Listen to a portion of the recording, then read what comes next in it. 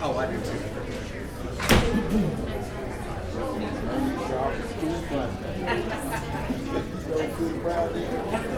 I've heard it say.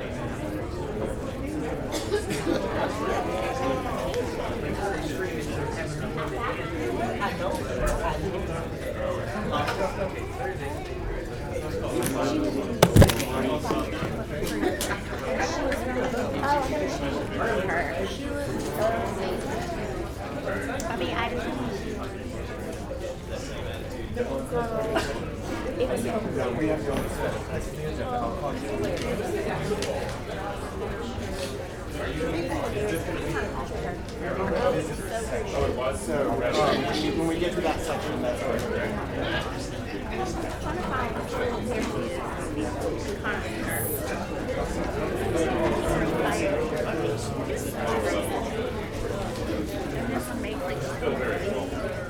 it's pretty.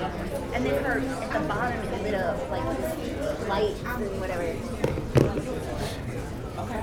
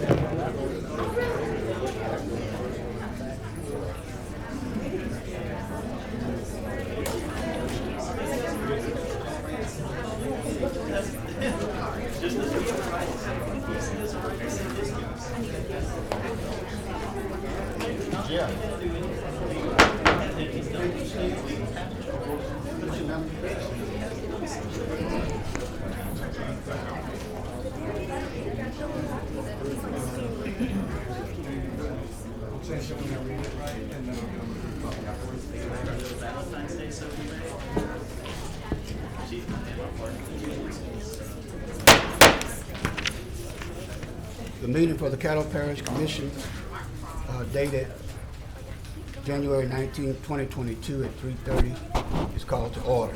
Mr. Clerk. Commissioner Hopkins. Here. Commissioner Johnson. Commissioner Jackson. Commissioner Young. Here. Commissioner Burrell. Here. Commissioner Jones. Commissioner Gage-Watts. Present. Commissioner Cochran. Present. Commissioner Atkins. Here. Commissioner Chavez. Here, sir. Commissioner Lazarus. Here. Commissioner Epperson. Present. All right, we have 10 of 12 commissioners present. That does constitute a quorum. All right, thank you very much. We're down to invocation. I would like to ask Pastor David Craig of the Grace Point Church of Nazarene, if he would come and give us an invocation, please. Welcome, Pastor. Thank Y'all stand, please.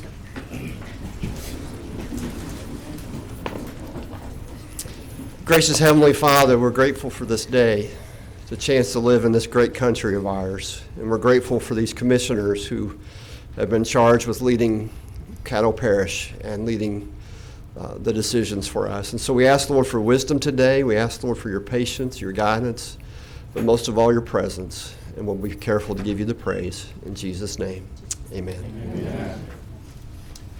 If you would, I would like to ask our new commissioner, Ron Carlton, retired military, to give us our Pledge of Allegiance. At this time, will you remove your hats, and veterans in active duty can give the military salute. All others, will you place your hand over your heart, and let's not forget the POWs and the MIAs. Pledge allegiance to the flag of the United States of America and to the republic for which it stands, one nation, under God, indivisible, with liberty and justice for all. Thank you very much, Pastor Craig and Commissioner Carlton. That takes us to agenda additions. Mr. Clerk. We do have two potential agenda additions today. I believe they are on the agenda in front of you. And those are the potential agenda addition of resolution number 4 of 2023, a resolution amending the rules and bylaws of the Caddo Parish Commission to provide rules for chamber use and otherwise providing with respect thereto, from Commissioner Epperson.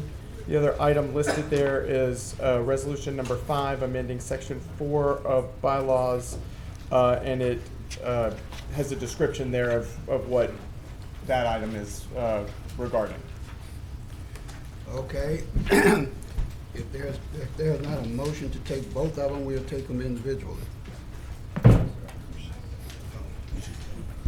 Move. Oh. First, we need to open the public hearing. Once you have to move, just don't forget that. Okay. All right, do I have a motion? So move. Okay, motion by Commissioner Epperson. And second by Commissioner Jackson. That's Mr. item Chair, number. before we go any further, are we going to be specifically using our pads for our motions and our seconds? We are. Or but do we still have issues? No, well, we have a delay issue because when you made the motion, your name hadn't popped up on mine. Okay. And it's my understanding, our decorum is that we will go by the device. Okay? Okay, it's been motion and second. Are there any comments before we go into the public hearing? Okay, the floor is now open for public hearing. It looks like, I'm sorry, it does appear you have a request to speak on the board. Okay. All right, that is Commissioner Hopkins. Yeah, I will be not voting for either one of these issues. The chamber use issue on number 4 needs to go to the Chamber Use Committee, which makes up the president, vice president, and former president of the commission, to the chairman, vice chairman, and past chairman of the city council. They need to formulate a rule or whatever recommendation to come back to this body, and then at that time put on the table to move forward. The other one, I would also, since it's a bylaw, I believe it needs to go to personnel policies and procedures first. There's written information here, but that needs to be hashed out in committee and then come back to the body, I guess, on the work session in February. Thank you. Okay. Commissioner Jackson. Thank you, Mr. President. These two, and I appreciate Commissioner Epperson for putting this on here, but these two items are pretty emergent. I think they both amend our bylaws. So they both amend our bylaws. So I don't think that it needs to go to the Chamber Use Committee. There's a section in our bylaws that speaks to the use of our chamber. What happened in here on Tuesday is unacceptable by every means. We are teetering on what we saw took place in Washington, D.C. a year ago. Some of you all don't have to deal with the constant harassment, threats, insults, humiliation, degradation that others of us have to go through because we're down here simply doing our job, representing our constituents. And I don't know if it's because I don't have the complexion for the protection or what. But no one, black or white, Republican or Democrat, should have to come down here and deal with these issues. If Marvin Muhammad, Melvin Slack, Breaker Peoples, Craig Lee, Linus Mays had come down here and done some of the things that have been done before, they've been arrested, they've been put to shame, they've been called out, all of that. But we give people a pass, and it's like poking a hole through a wall or through a piece of paper trying to see if I can pierce it. And they just keep poking because it started with yelling out in the audience or standing up and down, getting up and down, up and down, up and down. It started out that way. Then it went to walking around during our meetings. Then it went to yelling out in our meetings. Then it progressed to getting up, walking down in the basement in our meetings, during our meetings. Then it progressed to going in the back, propping the feet up in our office area. Then it progressed to going to the mailboxes by our meeting. Now it's progressed to yelling and berating folks at the end of our meeting. This is a pattern, a constant pattern of offenses, and we have asked, we have called people out. When do we stop this? When do we put our foot down and say enough is enough? It's time for us to put some boundaries in place, some policies in place that says we're not going to do this anymore. If any one of you all would have been treated the way some of us have been treated down here, I would be just as appalled, just as offended, and I would be just as aggressive about putting corrective measures in place immediately to deal with this issue. I think we need to approach it from that position. What if it were you? What if it were you?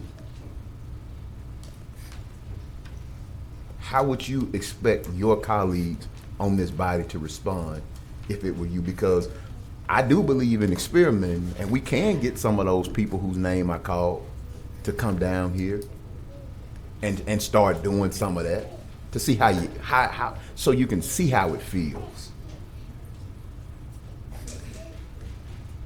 I come in late because I don't want to be harassed. I leave early because I don't want to be harassed. I park in the garage because there was a time,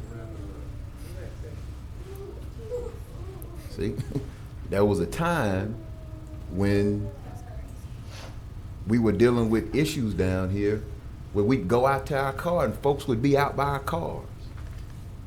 These things have to stop. We have to have order in this meeting. Thank you, Mr. President. Thank you, Commissioner Jackson. Commissioner Epperson. Yes, sir, I would ask for us to approve both of these resolutions as agenda additions, and I clearly plan to group them with two other items that I have later on in the agenda. And I think the proper place that they should be remanded to is our Personnel and Policies Committee, whereas they can be incorporated with input from all of us into our bylaws. Therefore, we have a consistent record of addressing with this issue. I disagree with Mr. Hopkins relative to the committee between the city council, whatever, because we are two governmental entities, and I think we can make our decorum the way that we seem fits for us, because we are two different entities.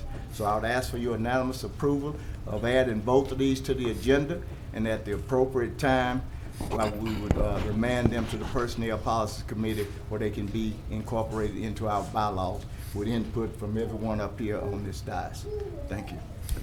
Okay, Commissioner Epperson. Commissioner Gage Watts. Thank you, Mr. President. I will vote in support to hear the dialogue from these agenda items. Thank you. Okay. No other? We can vote. Basically englobo those two. I'm sorry. Have we asked? Public hearing. Okay, I'm sorry. Let's go to the public hearing. Those who would like to speak in favor or against can now speak. So whoever would like to come up on these two items before we vote on them. Public hearing is now open. Did you say in favor or In not? favor or against? Okay. Y'all turn it up a little? Thank you. Can't hear you. Thank you. Okay. Yeah, we have some difficulty on these mics sometimes, but I'm glad you pointed it out. Thank you.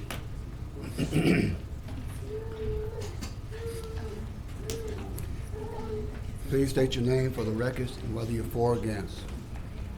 Can you repeat what you just said, please? I say, please state your name for the record and then state whether you're for or against, and then you can comment. Thank you. My name is John Glover, and I am against. I am against because of an issue or an incident that brought this forth. Now, we are all adults in this chamber, and though sometimes we may lose our perspective, it does not warrant us having to be judged or found guilty of and an implementation of legislation that says you can't. This is the United States of America. And I have a constitutional right to definitely be in this chamber. Now, I know how to conduct myself in this chamber. When issues become so such that a demonstration of unprofessionalism and uncouth is a better word, then deal with that issue individually. But don't bind all of us in such a sector. Because I can remember sitting in this audience and hearing the words, she can be bought for, paid for, even rented. And it was directed towards me by a commissioner. So how is it that you get to be disrespectful, yet you tell me that I can't respond? So no, don't put this on my back. You got enough on my back. Thank you. Let me address the audience whenever the comments are made. We're asked not to applaud one way or the other because they are public comments. State your name for the records, for or against. Yes, sir. Marvin Muhammad, and I'm for. I simply say one date, January 6th, an infamous date in our history when our national capital, when our national security was put at risk for the whole world to see. Anarchy. There's been many been convicted. A past president is now being investigated to the nth degree. And the country have still not yet healed. Locally, this chamber, whether it's commission or council, shouldn't have rhetoric that causes conflict chaos and confusion, because it's in that atmosphere where true bipartisanship, where true legislation to guide this parish forward cannot be accomplished. It is my position that any commissioner, any administrator, anybody on this staff should never feel like that their personal safety is at risk. Any type of demonic, satanic comments that are hurled at commissioners, personally or their person or their family, should be denounced by this commission, literally pro fact, without a doubt. So this is definitely something that I support, and this is something definitely that I pray that this commission unanimously agree with. Thank you. Okay, thank you very much, Mr. Muhammad. Anyone else come? Welcome again, Ms. Tappy. Hello, everybody. I am against. Once you do this. Ms. Tappy, state your name. I am again. so sorry. Jane Tappy, P.O. Box 764, Blanchard, Louisiana 71009. I am against, because once you do this, anybody and everybody in this room can come next. It's as simple as that. Once you do it once, it can happen over and over again to those of us you don't want to hear from. So at this moment, could you stand with me all and let's say the Pledge of Allegiance? What? We can say the Pledge of Allegiance, can we not? That is not I part of pledge our allegiance decorum. to the flag of the Ms. United Tappy. States of America and to the republic for which it stands, one nation, under God, indivisible, with liberty and justice for all. Thank you. That is the reason why we have decorum in here, Ms. Because Tappy. of the Pledge of Allegiance? No, we've already had Pledge of Allegiance, ma'am. No disrespect to you. That was very disrespectful. Okay, anyone else? How are you doing? My name's Robert Bilderback. I'm going to be against this resolution or this proposition. You know, you can use all kinds of foul language to law enforcement, public officials. This has been ruled on numerous times in the courts, and it's part of being a public servant. If you go out and you put your voice out there, much like I'm doing now, you often come across criticism. I've had my life threatened countless times. Here recently, I've had a gun pointed at me and shot, and the police have done nothing about it. It's not about a racial barrier. There's just a lack of help on law enforcement's side. And I think we should help improve that. But to say someone can't be allowed in here because they offend us, who gets to decide what's offensive? One day it's one thing, the next day it's another thing, and next thing you know, you have an empty chamber because no one can speak. That's all I have to say. Thank you. Okay, Good afternoon. I'm Joyce Rogers, and I am for, because I'm concerned about citizens. I'm also concerned about elected officials. I do believe we need to be respectful. I believe we need to stay in our own lane. I think we've gotten to the point that we see so much violence on TV that we bring it to the sectors where it should not be. Now, we have elected officials, and not that they're always right, but nor are we. And for that reason, we need to maintain a decorum whereby there's order, where persons are not feeling as though they are in danger of getting there, or being killed or being hurt in any manner.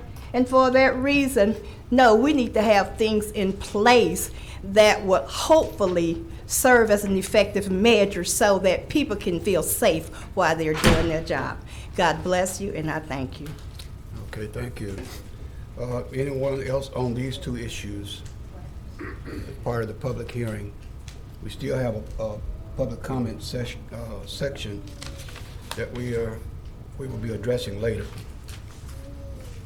Okay, if not, this public hearing is now closed. Now we can vote. Mr. President. I'm sorry. Okay, Commissioner Chavez. Thank you, President. I'll be voting against this, Commissioners, because on resolution number 4 of 2023, I'll read one of the rules. Rule number 4, upon adjournment of any meeting of the Caddo Parish Commission, including special meetings and work sessions, security shall immediately clear the chamber of all persons except Caddo Parish Commissioners and Caddo Parish employees. I have big heartburn with that because the people come down here to see their commissioners, to see their public officials, and to speak to them. If this is the people's house and we're telling them to leave and only we can stay here, we volunteer to be here. So if we don't want to be here, then we shouldn't volunteer for this job. I'm coming down here to work, and if they're coming down here to address their concerns, we need to have the time to, after our meetings, go down there and sit with the constituents and see what they need and hear the wants and needs of the people and not tell them that they need to leave immediately after that gavel is hit. I don't think that's right. I'll be voting against this. Thank you. Okay, Commissioner Chavez, you finished? Yes, sir. Okay, Commissioner Jackson, for the second time on this issue, I believe. Thank you, Mr. President. We allow in this body a citizens' comment section that allows citizens to come down here and they have 3 minutes to say whatever they want, as long as it's not threatening and as long as it's not, I think, we have some restraint on it, but as long as I know one is a threat, as long as it doesn't make a threat, we allow citizens, and even more so, we restrict ourselves from even responding. We sit here and we take it. Now, Commissioner Chavez, my understanding is that the letter that went out last year to Melvin Slack was an incident that involved you. Well, we won't make this personal. And I'm just saying, the hypocrisy. For you to sit here and say, when it's not involving you, I don't want to do this now. But you started this. Melvin Slack was banned from meetings, or has been told he's been banned from meetings because of a situation that started with you last year. Or at least that's what I've been told. And so now, all of a sudden, I'm here to do my job. Everybody's here to do a job. We are, the public is. Everybody has a role. This is not about restricting access. This is about maintaining decorum and order. People come here and should not be in fear that they're going to be in the middle of a brawl because one person chooses to act a fool. When we give citizens that 3 minutes, not just 3 minutes at the beginning, we give them 3 minutes at the end to say whatever is on their mind, as long as no threats are made. And we sit here and we take it. We rock in our chairs, we do whatever we're doing up here, but we sit here and we take it all in. And so for someone to say that we're limiting some speech, that is simply not true. The state law gives us the ability and says we have to put this public comment period on here. If we don't put the public comment period on here, this agenda can be avoided, can be voided. Everything we vote on is invalidated. That's how powerful free speech is. And so we take that. So we need to do something to maintain order and decorum. Thank you, Mr. President. Thank you. We want to try to move through this. Commissioner Cawthorn. As I sit here and listen to this conversation going back and forth and listen to the public as well, I am genuinely concerned. Having spent 23 years plus in the United States military, understanding what true freedom is, having been behind some walls before in different situations, the thing that concerns me most is, as we talk about this, are we doing it for a collective, or are we doing it for a particular individual? And that's not to be answered. My concern, once again, is that why and what are we doing this for? It was talked about a few minutes ago, possibly going to a policy committee.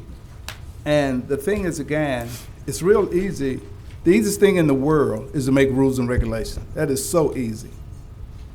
But to follow those rules and regulations becomes somewhat difficult at times. Because the most important thing we have to remember is, why are we even going through this at this particular time? It just tells me that some things were not in place prior to. But at the same time, I never want any one of you or any one of us to feel threatened at any time.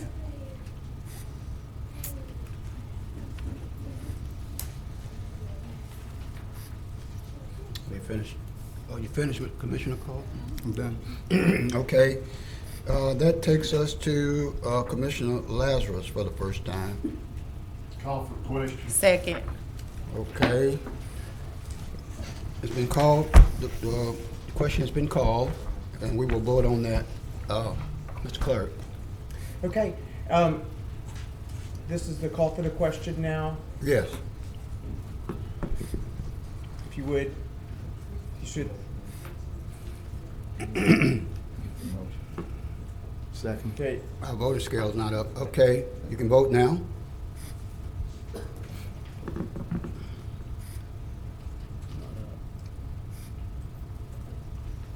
let me see if I can. Got a new system. Our system is is having a few complications here, so.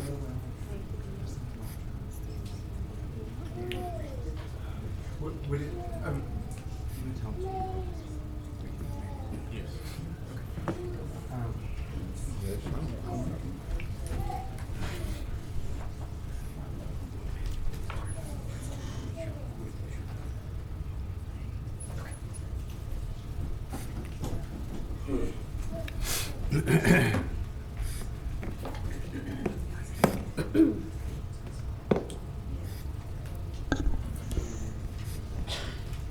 Okay, those votes have been entered, and it does pass with 10 in support, 1 in opposition to call for the question.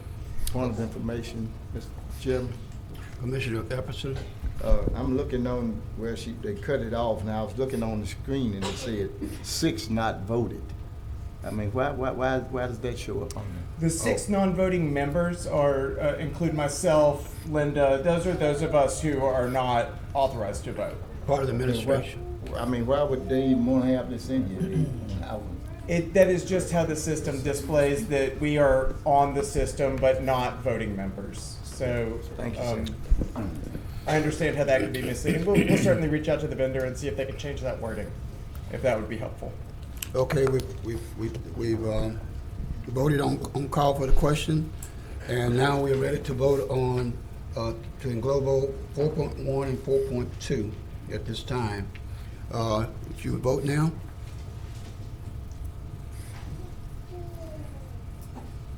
Okay, and that motion does not advance. It has 6 yeas, 5 nays, none abstentions, and 1 absent.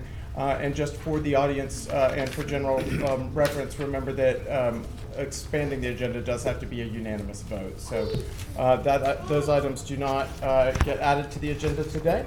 And that brings us to Citizen the comments. next Mr. item. President, Sorry. Mr. President, I would like to make a motion Okay. to suspend the rules, to bring to the top of the agenda resolution number 3 and the special resolutions for presentation today. Okay, it's been moved by Commissioner Johnson and seconded by Commissioner Young to do what again? Move? Move up resolution number 3 and also the special resolutions for presentation. Okay. To move up Resolution 3 and the special resolution for presentation. Second. Mr. Clerk, you can vote now. Okay, you should be able to vote now. Okay. Please vote. Are we move? I've got a question, sir. Are we moving it up before citizen comments or after Yes. citizen comments? Before. Because we're voting on an issue that these We're people. not gonna vote on it. Okay, all right, thank you. Voting again? Mr. President, just for clarity, could you please clarify what Resolution 3 is, please? Okay. Mobile home.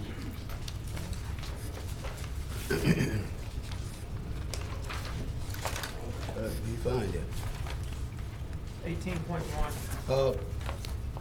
I'll make sure. Mr. Clerk, could you clarify that for us? Absolutely. Resolution 3 is the resolution that pertains to a request to the Parish Planning Commission, requesting the consideration of a new zoning category. Thank you. Okay. All right. We're now voting.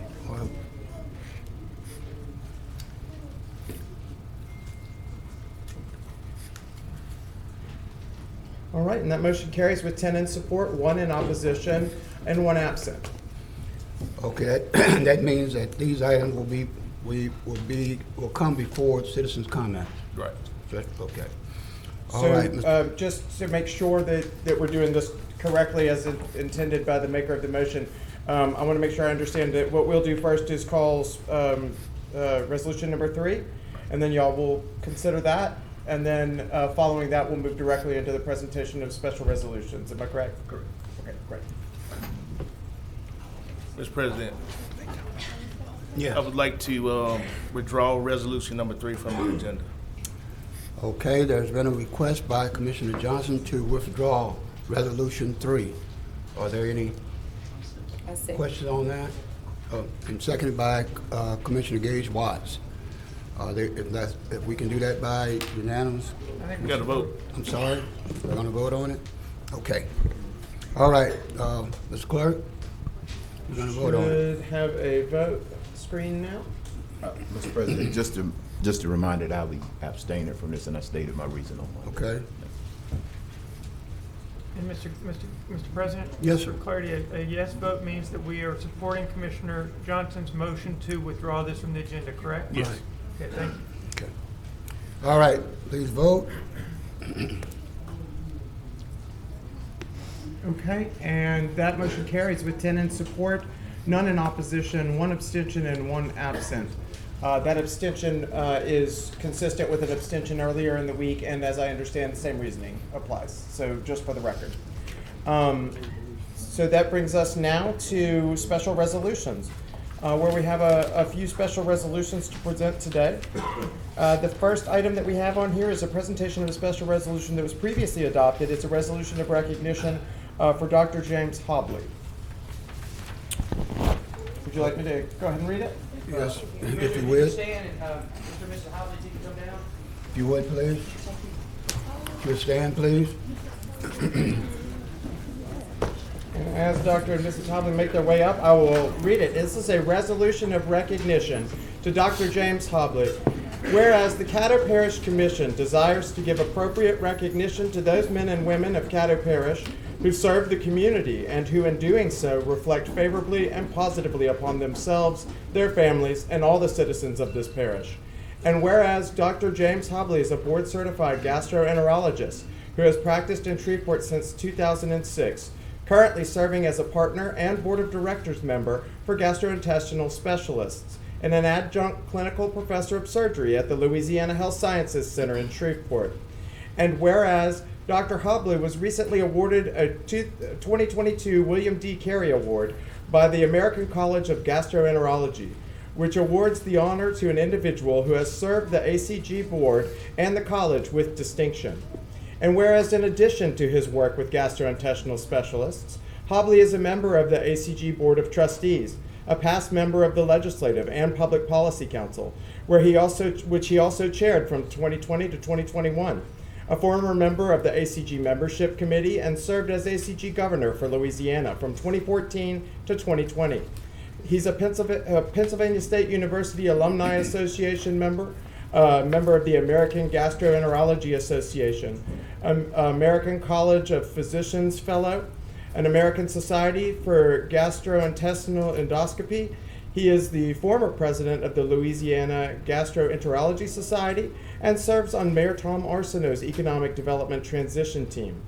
And whereas Hobley has made his home in Caddo with his family, he is a California native who received his Bachelor in Science in Psychology from Tulane University before becoming an NIH Fellow while obtaining a Master of Science in Health Evaluation Sciences from Penn State University, then completing an internal medicine residency and a gastroenterology and hepatology fellowship from Pennsylvania State University College of Medicine.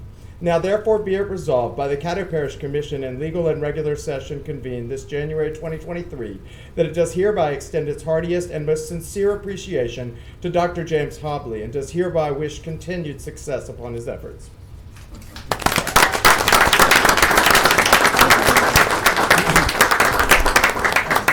Dr. Hobley, you have any comments? You take your picture first.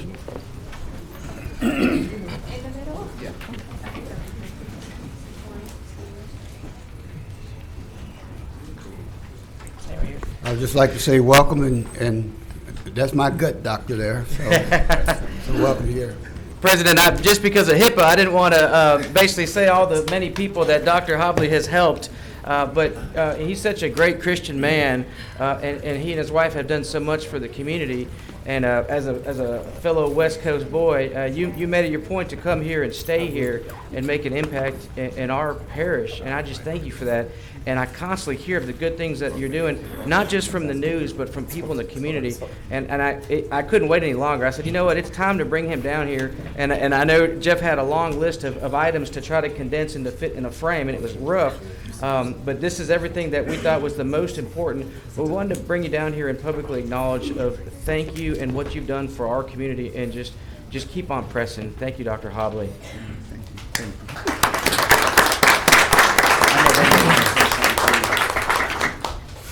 Thank you all. Thank you for having us here. I do know many of you personally, and bless you all. I'm just honored to do it, honored to have my wife stand by my side. We do make this home, and my wife originally is from Canada, and as she's been here now, she's told me she loves Shreveport. And my prayer is that we all can see this place really become what it needs to be in every way. And on another time, I can definitely share some of my own personal testimonies, but I'll tell you this. Caddo Parish helped raise me. We are from California. My beautiful mother and father are both in heaven, but my father remarried, and my wonderful mother, many of y'all probably know Patricia Hobley, who was an educator here. I was educated in Caddo Parish. I think y'all did a pretty good job. And as I go out and about, I do carry that Shreveport, Caddo Parish, Louisiana pride strong. Wherever I go, they know. When I was at Penn State, I mean, I love my school. Everybody knows that. I mean, but when I was there, they knew about the Louisiana boy, and it was never a question of where I'm from and who I am. So may God bless us, bless you all for what you do. I pray for y'all's continued strength and the strength of our city and our parish. So God bless y'all, and thank you.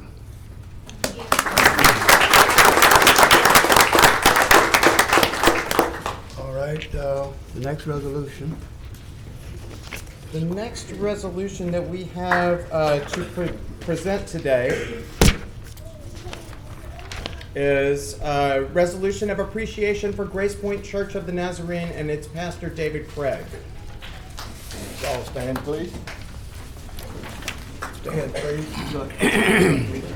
Okay.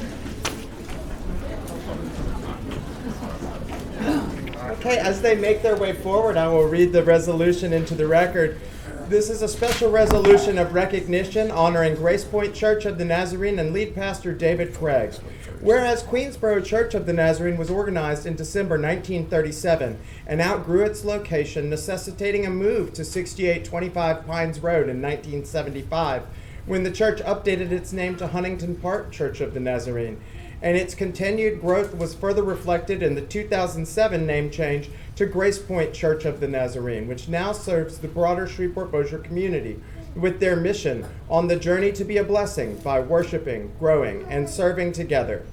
And whereas Grace Point's collaborative service and dynamic ministries have been led by Pastor David Craig since June of 2011, and his vision of blessing others with the grace we have received so we can point them to Jesus has been implemented by diverse and impactful ministries. And whereas Grace Point's ministries include a Wednesday meal and a Christian scouting opportunity for children in the community, student ministries for those in the 6th to 12th grade, a small group classes for topics such as parenting, spiritual gifting, finances, discipleship, and partnerships with Hope Connections to serve homeless populations and work towards ending homelessness, a back-to-school event providing over 95 backpacks annually, a partnership with the Northwest Louisiana Food Bank offering food and ministry in West Shreveport, and serving around 90 families a month, even through COVID-19 pandemic when many programs were not available. They also have a partnership with TC Elite, which allows the gymnasium to serve young women developing volleyball skills in middle and high school. They have partnerships with Gamblers Anonymous, Alcoholics Anonymous, and even host the Pines Road Business Association. Now therefore be it resolved by the Caddo Parish Commission that they do hereby honor and recognize Grace Point Church of the Nazarene and its lead pastor, David Craig, expressing our appreciation for their contributions to our community through ministries and dynamic leadership, and we ask all citizens to join in our encouragement of their ongoing efforts. Move for adoption. Second. Pastor Craig. Okay, it's been moved and second. Mr. Clerk, we can vote on it.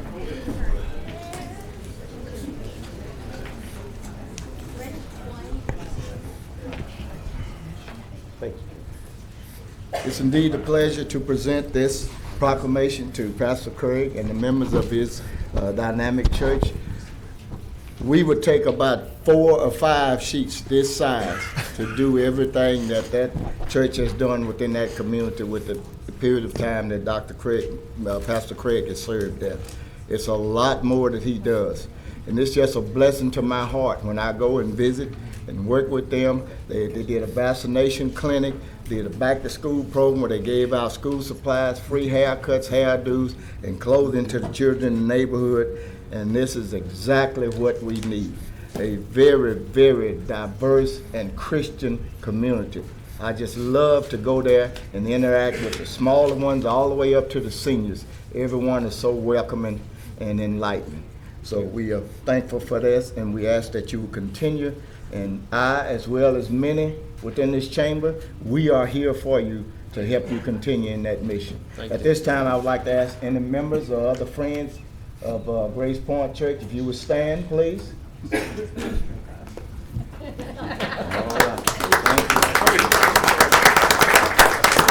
Pastor Craig, comment. Thank you. Thank you, Commissioner Epperson. Our desire and our goal is just to be a lighthouse in West Shreveport. And so when I moved here in June of 2011, we met with the leadership and we were making a decision, are we staying there or we're moving? And they said, we're going to stay there and reach this community. And I'm so thankful for a church board that has a heart for the community. And so we just do our best to love people and to bless people with the resources that we have, although they're limited. But we give God the glory, and we pray for you guys. And please know that we believe that God has called you here for this moment, and stand strong. Pastor Craig, you want to introduce those 3 persons as they came up with you? Sure. Many of our members are unable to be here during this time of the day, but these are 3 that can. This is Pastor Emily Taylor. She's our Pastor of Discipleship and Media. This is one of our church board members and our missions president, Miss Jerry Smith. And this is one of our prayer warriors, works with our food ministry, and just whatever you ask her to do. This is Ms. Brenda. And thank you for allowing us to be here today. Okay, welcome to all of us. We'll take the next resolution and then we'll vote on all of them at the same time. And the next item is a resolution of recognition for Kendria Browder, who's also known professionally as Child. And we are going to attempt to get Child on the phone. I know that they have some family members here that if they might want to make their way up now. And Commissioner Epperson, would you like me to go ahead and start reading? Yes, sir. Okay, I'll read this resolution into the record. This is a resolution of recognition for... Please stand. Yes, I'm sorry. And this is a resolution of recognition to Kendria Browder, also known as Child.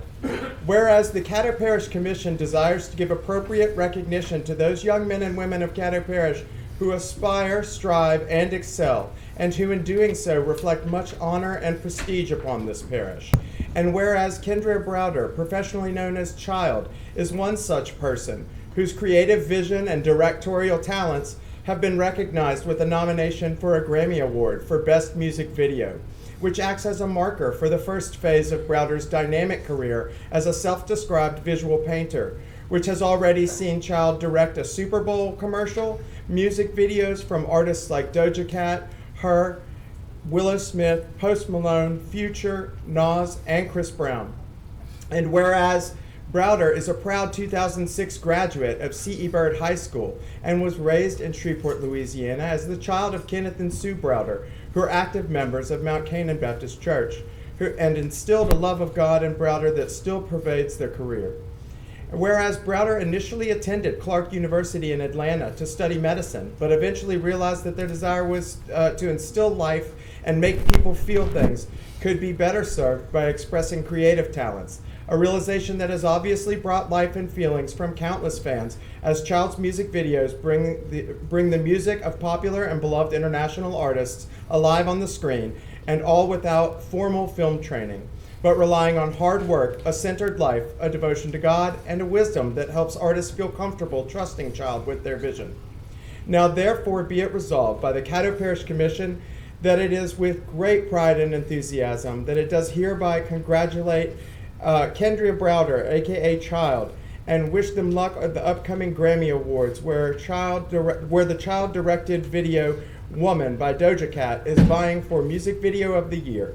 Browder's creativity, outlook, and hard work that have resulted in outstanding artistic and personal accomplishments, and we are grateful for the honor and prestige they have brought back to Caddo Parish. Thank you. Here to accept the presentation today is her father and her sister. I think we have her on video. I don't know if we'll be able to get a comment from her. Let us know. And I believe that we have a clip. We are working on trying to connect the telephone, and we can. Okay, well, we'll turn around and do the pictures while they're working on that. Now they turned around.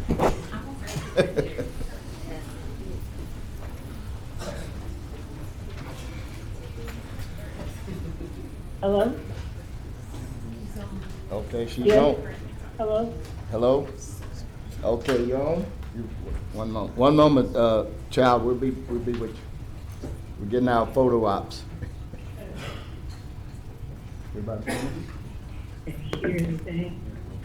Okay. All right. Child, are you on? Yeah, I'm on. Okay, if you'd like to make a comment, we've made the presentation. Oh, thank you so much. Thank you guys for doing this for me. It means so much to me. That was brief for a director. You need to practice better on that. Okay, when you receive that nomination, now that's going to be February the 5th. Am I correct? The Grammy Awards. Oh, say it again. February the 5th will be the Grammy Awards on television. Yeah. Yep, the Grammy nominee. Yes. Okay, all right. Well, we thank you. We're having a little audio trouble, but in the meantime, if your sister and your father would like to have a comment. Well, I'm sure she has more to say, but probably can't hear. She is very excited about this and attributes everything from being a blessing from God and from being raised in Shreveport, and all of her inspirations kind of go to these 4 little boys that she calls her children. She wants to be able to influence everybody and let everybody know that even though you're from Shreveport, never give up on your dreams and continue to just aspire for whatever you want. She never thought that she would be in this position, and we're just proud of her and excited and ready for her to do more things. Thank you. Okay.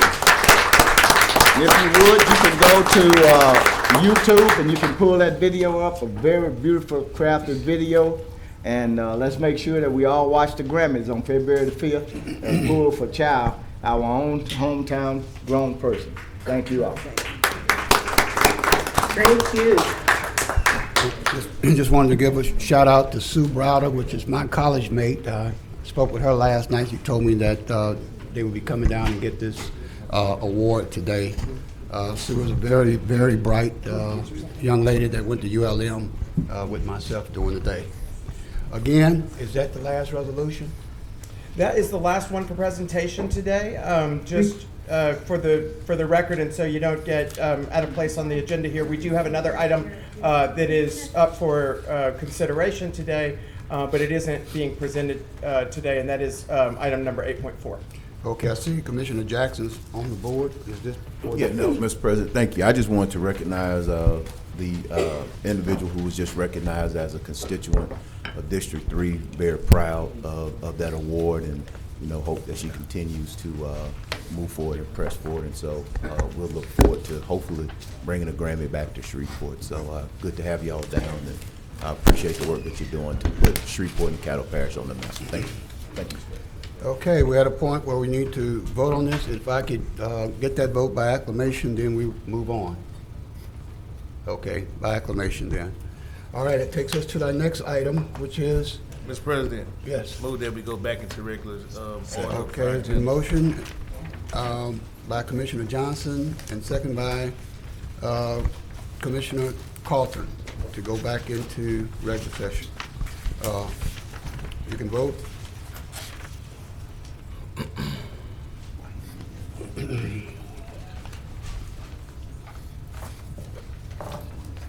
And that motion carries with 12 in support, none in opposition.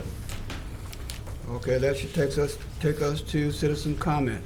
Absolutely. And citizens who wish to address the commission on any issue other than zoning are asked to fill out a comment card located in the chamber foyer and return it to the president or clerk. Individual comments are limited to 3 minutes. And there were a number of items that were already submitted, and I have shared with the president. I have received one additional request to speak, and I will bring that to you now.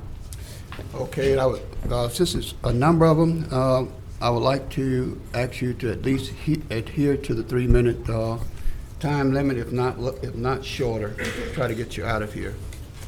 Okay, the first person up, Mr. Marvin Muhammad.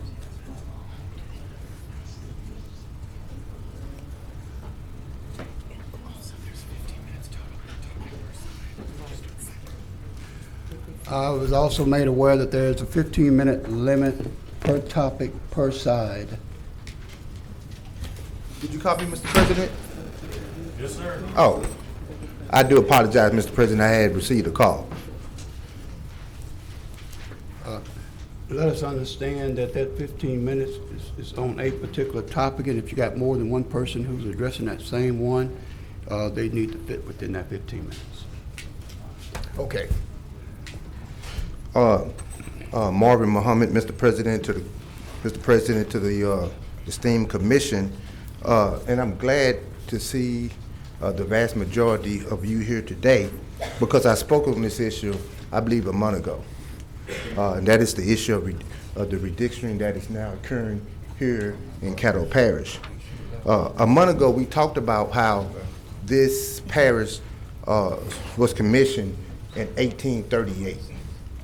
And for 134 years, until 1972, unfortunately, we had a litty white police jury, 20.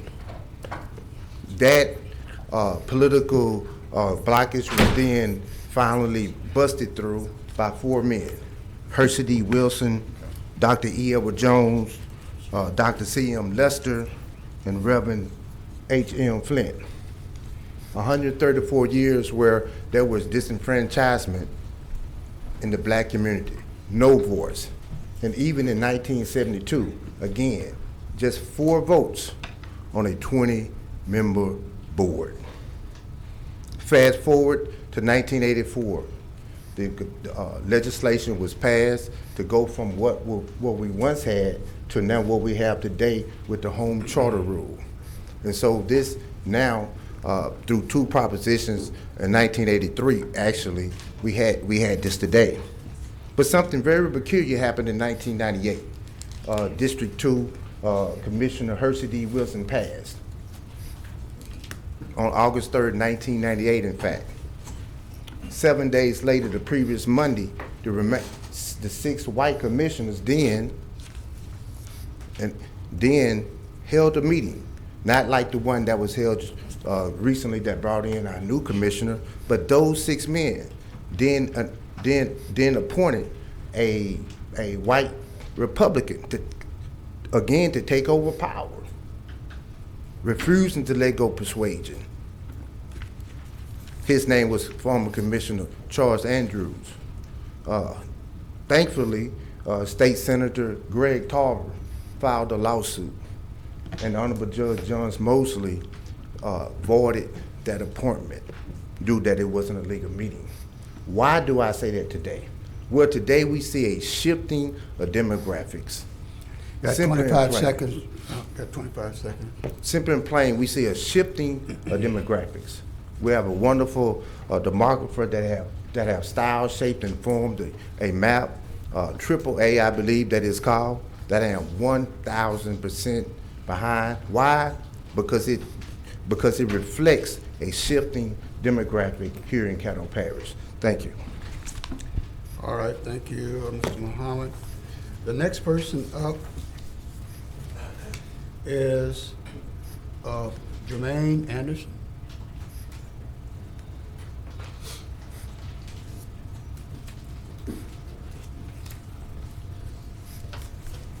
Please state your name for the record. Hello, everybody. My name is Jermaine Anderson, and I'm speaking on, hopefully I can speak on this today, are y'all going to adopt ordinance to where the slumlords or the unlivable conditions in rental units here in Shreveport where it'll be considered a criminal offense for landlords? Oh, we don't have a question and answer. You just need to make your comments. Okay, that's what I want to speak. That's what I'm speaking on. Okay. Mr. President, yes. now, if it's okay, if I could ask Mr. Bernstein or Parish Attorney to get with Mr. Anderson to talk him through how that would actually be an issue at the City Council and not here. So, okay, Mr. Anderson, you have Mr. Bernstein, our attorney. I thought I saw him sitting out there. Is he there? If somebody could just kind of walk him through what that process is going to be. Okay. All right. That brings us now to our next person would be Mr. Settles. But since if it's on the resolutions that fail, which is not on the agenda, then it wouldn't be anything to address unless you want to speak on something else. I'm going to pass, but thank you, sir. Thank you. Okay, that takes us to Mr. Chris Crackman, and if it's dealing with the same issue or another issue. Well, it's with the new zone issue. Okay. And I know that he pulled it, but I would still like to speak on it just briefly. Okay, that's fine, Mr. Crackman. Chris Crackman, 122 North Lake Street, Oil City, Louisiana. I chose to stay here and speak on it because we all know, since this is the 5th time it's come up, that it will be back. Some commas will be moved and it will come back as either an ordinance or a resolution or whatever the case may be. It seems like with a lot of these resolutions, like 3 and like Resolution 4, that's already dead and gone, that the commission is saying that y'all are of an elitist class, that y'all are above some of us. And I feel like our pocketbook is constantly being attacked in rural Caddo Parish. Constantly.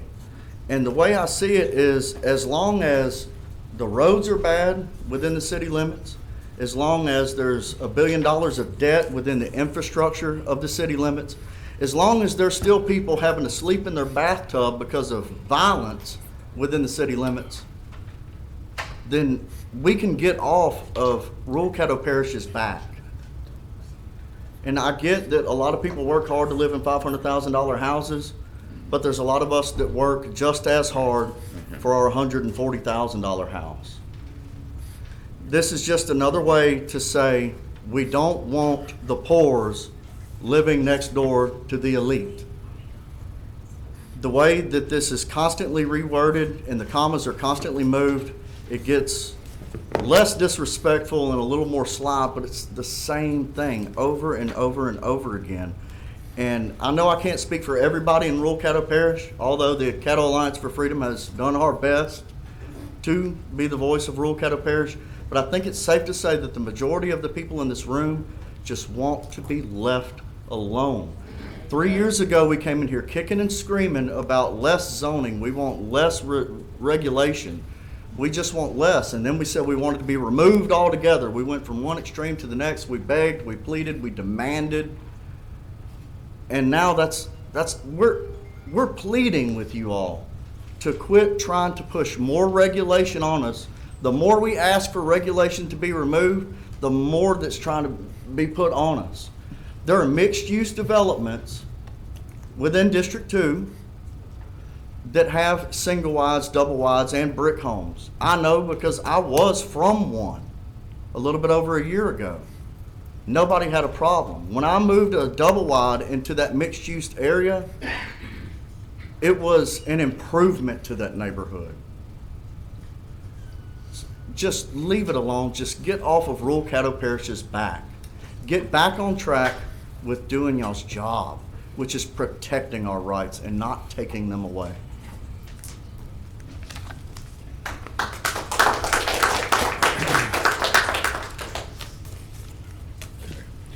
All right, that takes us then to Ms. Jessica Tullis.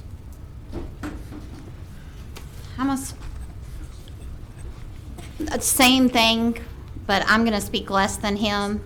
Just a few sentences. For one, I feel like we keep coming down here and we're just a broken record and no one is hearing us, or some, but not all. We don't want government telling us what to do. That hasn't changed. We have knocked on thousands of doors and talked to a lot of people, and most of the people feel the same exact way. We aren't just speaking for ourselves. With the ordinance, it's lipstick on a pig that was being presented with the mobile homes. The thing is, if somebody doesn't want a mobile home in their area, there is covenants and there's HOAs. But we live outside the city limits to do what we want on our property. And I am gonna keep it simple and thank y'all. And hopefully y'all heard us this time. Thank you, Ms. Tullis. That takes us then to Mr. Robert Bilderback. Good afternoon, Robert Bilderback. I'm also speaking in opposition to these ordinance changes, or these zoning changes. You know, I keep hearing Mallard Bay area, and it just so happens my family used to live out there. There's been mobile homes that have been out there since before a lot of those houses. So when people moved out there, they well knew what they were getting into. I went to drive the area today just to make sure things hadn't changed and I could speak factually. I still found some people with livestock out there. Mallard Bay area, every single property is full of houses. Unless one of those people decide to put a mobile home on their property, no one can do so. And that would be their right. If you want to go and dictate how the land around you is used, go buy it. Leave people alone. If they buy the land, like you said, they left the city because they got tired of the stuff going on in the city. My family's one of those. We used to live in Shreveport for a long time and now live outside of the city in Caddo Parish to get away from those zoning rules. And every time we turn around, there's some new zoning regulation that's telling us how we should live or how y'all want us to live. And some of these people, they can't afford that. Their families have been in these same homes for years and years. And now we're going to tell, matter of fact, let me back up. When I drove it, I did find 3 new mobile homes on North Lakeshore today. They sat where all old mobile homes that were falling apart sat. It actually looked nicer than when I was living out there. So I'm just going to ask y'all to leave these people alone. There's a reason they don't live inside these city limits, and they don't want y'all coming out there and telling them what to do. Thank you. All right, thank you. Please refrain from your applause. Okay, well, we got okay. We have former Senator John Milkovich.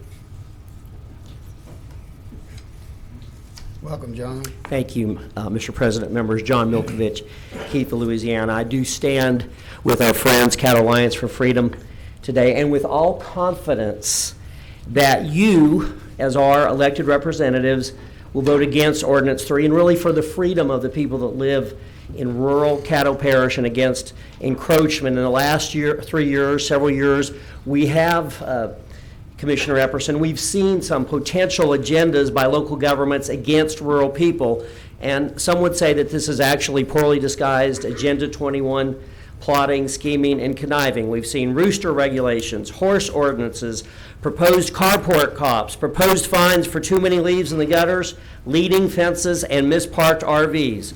More regulations, rules, restrictions, edicts, decrees, and requirements for people that live outside the city limits, whom, if I may suggest to you, are not the enemy of the people that live inside the city limits, but want to work with them to find the best standard of living and quality of life for all of us. I will say that some of the implications are somewhat disturbing. We don't want more control by bureaucrats, some of whom live in the city, over people that happen to live in or around Blanchard, Keithville, Spring Ridge, Morgansport, Oil City, Vivian, and all of rural Caddo Parish. It seems like we need more and more permission from the government just in order to live. And I will say this, in the wake of COVID, some of these agendas are particularly troubling. Our friends, our need for food supply did not disappear with the COVID pandemic. And every time we're heavy-handed with the rural people, the people that live outside our city limits, the people that produce our food supply, we are potentially assaulting the food supply upon which all people, urban and rural, depend. We know that we're mindful that our property rights are protected by the Fifth Amendment to the United States Constitution, by Article 1, Section 2 of the Declaration of Rights of the Louisiana Constitution, which says that no person shall be deprived of life, liberty, or property except by due process of law. And I'll close by saying this. We trust you as our popularly elected representatives of the people of Caddo Parish, not to eviscerate our property rights, but to enforce them, not to violate the Constitution, but to vindicate the Constitution, not to deprive us of our liberties, but to defend our liberties. And I thank you very much for your attention, Mr. Chairman and members. Thank you so much. Thank you, Mr. Milkovich. The next person up is Mr. R.J. Johnson.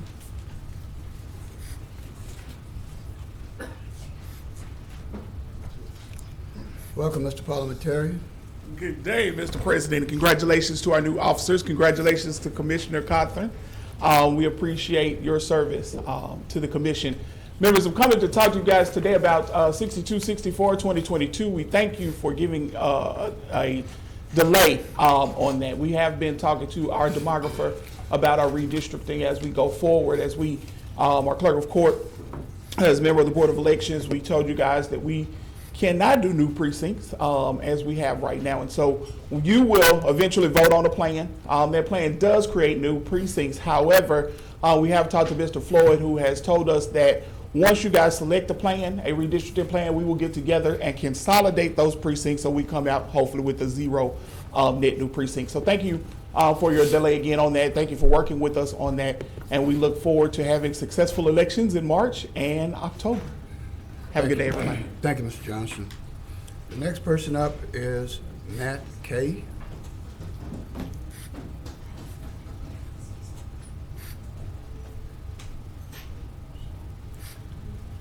My name is Matt Kay, 2247 Urbandale. I believe Mr. Johnson just addressed my issue of partial precincts and redistricting, so thank you. Okay, thank you so much, Mr. Kay. That takes us to Mr. Alvin Oliver.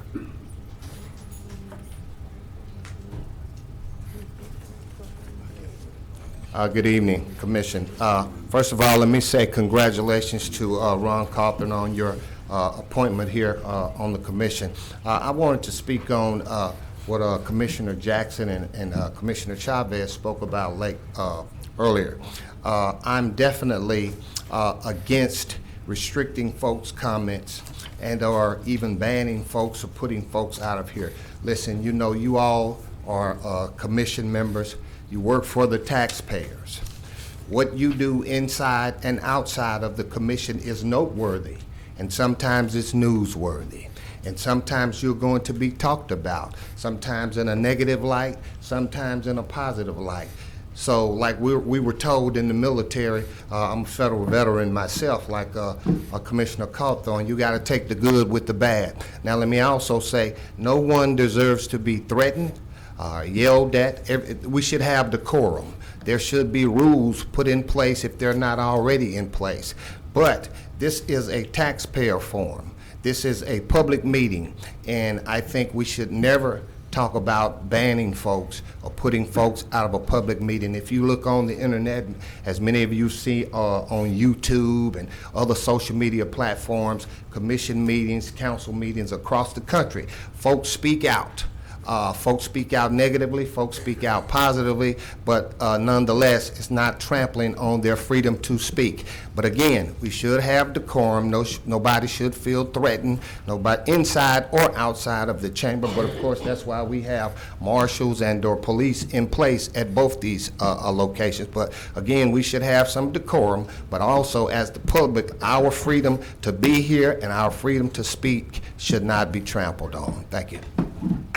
Okay. Thank you again. The last person up with 3 minutes is Ms. Tappy.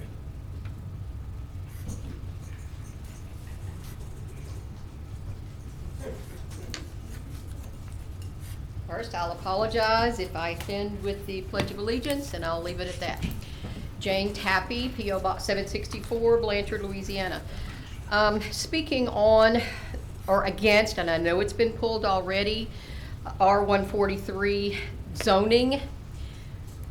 I'm hoping, like the rest of us, it's not brought back in another form, fashion, number, or way. But just because it was brought to attention the other day that I still hadn't heard anybody today speak for it, but not going to go there. But the gentleman that spoke the other day, I want to reiterate, because some of you left the room, and unless you watched the video, I just want to correct a couple of statements that were made that were completely untrue, false, incorrect, whatever word you'd like to use. First, no one can move a property, a manufactured home, onto a property and it not have the value it's supposed to have. It's a process. It's buying a home, just like a stick, brick, or any other home. It has to be valued at that value. It was insinuated you're just going to say you're going to put a $160,000 house on there, and it winds up being 25. He didn't say numbers. I'm just saying there is a process. It has to be valued at that process of the purchase price. So that was a statement that was made that was not true. Okay, number two, manufactured homes, they pay taxes. They pay taxes just like any other person that lives in a home. You pay your taxes. It was stated like they don't pay taxes. Not true. They pay taxes.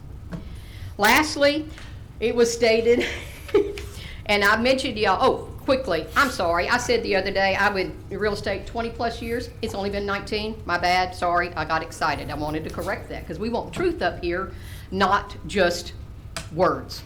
Okay, you cannot build a 2,000 square foot home out of brick, stick, wood, cedar, any other material for $200,000. That's what was stated. You can't, it's not happening. It's not happening. But you can put a brand new manufactured home with over 2,000 square feet, and you can put it on acreage. And you can do that for about 160, like the man quoted. That was a good number. The rest of his facts were incorrect. Okay, so that was it. Basically, I just want y'all to please listen to what everybody else is saying. Leave us alone in the parish. Stop messing with the little guy. And please, please, don't bring this back in another form or fashion. Please. You need us on our knees begging? Please stop. Thank you, guys. Okay, thank you, Ms. Tappy. That's the last citizen comment. So that takes us to item number 9, comments and committee reports. Get on the board if you have any communication. I'm sorry, Commissioner. I think we may have, I'm sorry, at the close. I'm sorry. we do have some visitors scheduled for today. So if it's okay, we'll go to item number 6. Oh, okay. Okay, and certainly that brings us, let's see, we have 2 visitors scheduled. The first are visitors regarding the Community Lighthouse Project. And this is a project, I believe there were 3 or 4 people that may be here representing this project. This was sponsored by Commissioner Young and Commissioner Gage Watts, whose name unfortunately isn't reflected on there, but she was one of the sponsors. Okay, I have on the list here John Henson with the Church of Highlands, Reverend Theron Jackson with Morning Star Baptist Church, and Madison Poche of Highlands Center, and Reverend Nate. Sorry. Glad to have your name. I'll state your name for the record, please. First of all, good afternoon, Commissioners, and we want to thank you for the opportunity to share our vision with you. My name is Pastor Alvin Mays, and I have the privilege of serving the congregation that's known as the Willow Shoot Missionary Baptist Church that's located in the MLK community.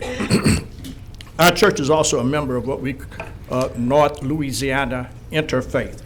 We have come together with 22 other churches and organizations, both civic as well as social organizations, to form Interfaith.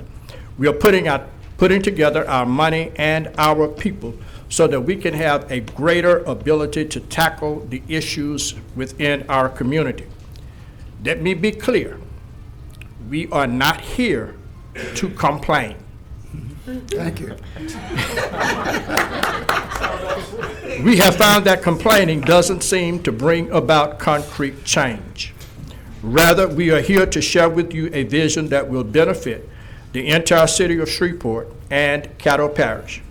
The reality is that we are at our best when helping others in crisis. Our purpose is to present a strategy to be proactive about loving our neighbors as ourselves. So our agenda will be as follows. Pastor John Henson will lay out the issue, Mrs. Madison Poche will introduce the strategy, and Pastor Theron Jackson will help us to understand the opportunity. Good afternoon. As he said, I'm John Henson. I'm the pastor of Church for the Highlands and also transitional deacon in the Episcopal Diocese of Western Louisiana and chaplain for Volunteers of America. Just to say the word snowpocalypse is probably all that needs to be said because we all have recent memories of that perfect storm that hit here, not only taking out the power, but also the water. And for those two things to happen at the same time, that brings up memories that we really don't want to repeat. We don't want to have those happen again. I just remember being in my house and hearing the transformers blow, hearing the snow coming down or the sleet at that particular time, and realizing it was going to be a cold night in my home. And I had sent my wife somewhere where she could be able to have somebody that had a generator and be able to stay warm. And my son and I tried to stay there in the home and make sure that the pipes were going to be okay and to make sure that the pets were going to be fine. And just remembering seeing my breath and thinking, okay, all the heat in this home is dissipated and this is going to be a real challenge through the night. And trying to find enough blankets to stay warm and still being cold. And then thinking about my church members, especially my elderly church members who were struggling as well and wondering how they were going to make it through the night, and of course the days that would continue without power and without water. I remember going to the store and going to the water aisle and seeing that all the water was gone, and realizing the challenge that was going to present, not only for my family, but for the families in my neighborhood, as well as throughout the Highland neighborhood. And the needs that we found at the church, as I would go to the church, and at the Highland Center, we provide meals for people in need, we provide clothing, we provide support in a lot of different ways, and all of those ways were challenged as well. Not having power to be able to run our kitchen, not having lights to be able to go down to the clothing closets and find the clothing that we needed to help people with. And not being able to provide electricity for people who needed to charge their phones and take care of things that were pertinent to their health. So all of this, as I think about it, especially as we're in the thick of winter, I don't want those things to happen again. And of course they will. Storms will come. But what we want to present to you today is something that can be of great help and a great resource in our community. And I want to introduce Madison Poche to come and tell you a little bit more about it. Thank you. Thank you. Ms. Poche? Hi, everyone. I'm Madison Poche. I'm the Executive Director at the Highland Center. And we have a short video that I think will illuminate this well.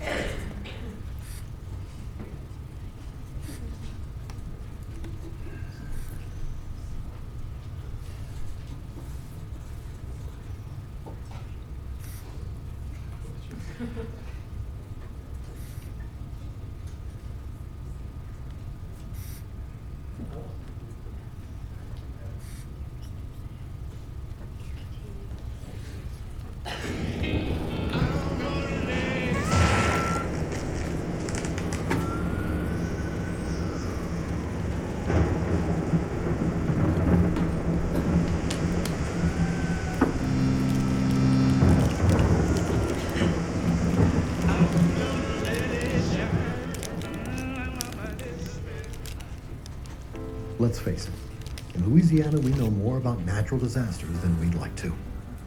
Global warming is getting worse every year. Our electrical grid seems to be hanging by a thread.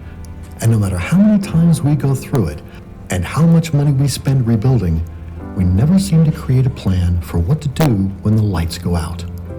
It's always been our drive, our tenacity, and our sense of community that brings us through in the end. So what if we stop waiting for somebody else and create the plan ourselves?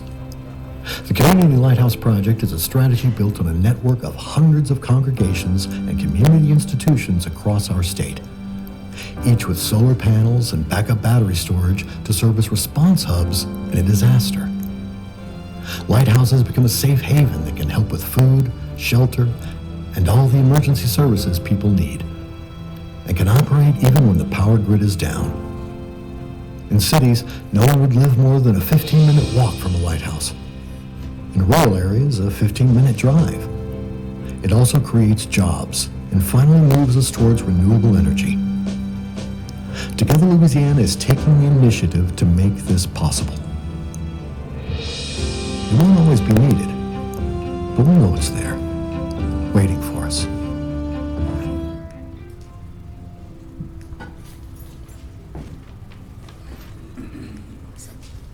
Okay, great. So what we're talking about here today is creating a network of resiliency hubs throughout Caddo Parish that have power backup and water backup that neighbors can utilize in addition to the emergency response networks that we already have. So one thing that I want to point out that I think is really exciting about this program is that we are trying to build off a model that is already successful and already being implemented in South Louisiana. So our partners have 2 community lighthouses under construction, and they have raised $13 million to complete the other 14 lighthouses that make up their pilot phase.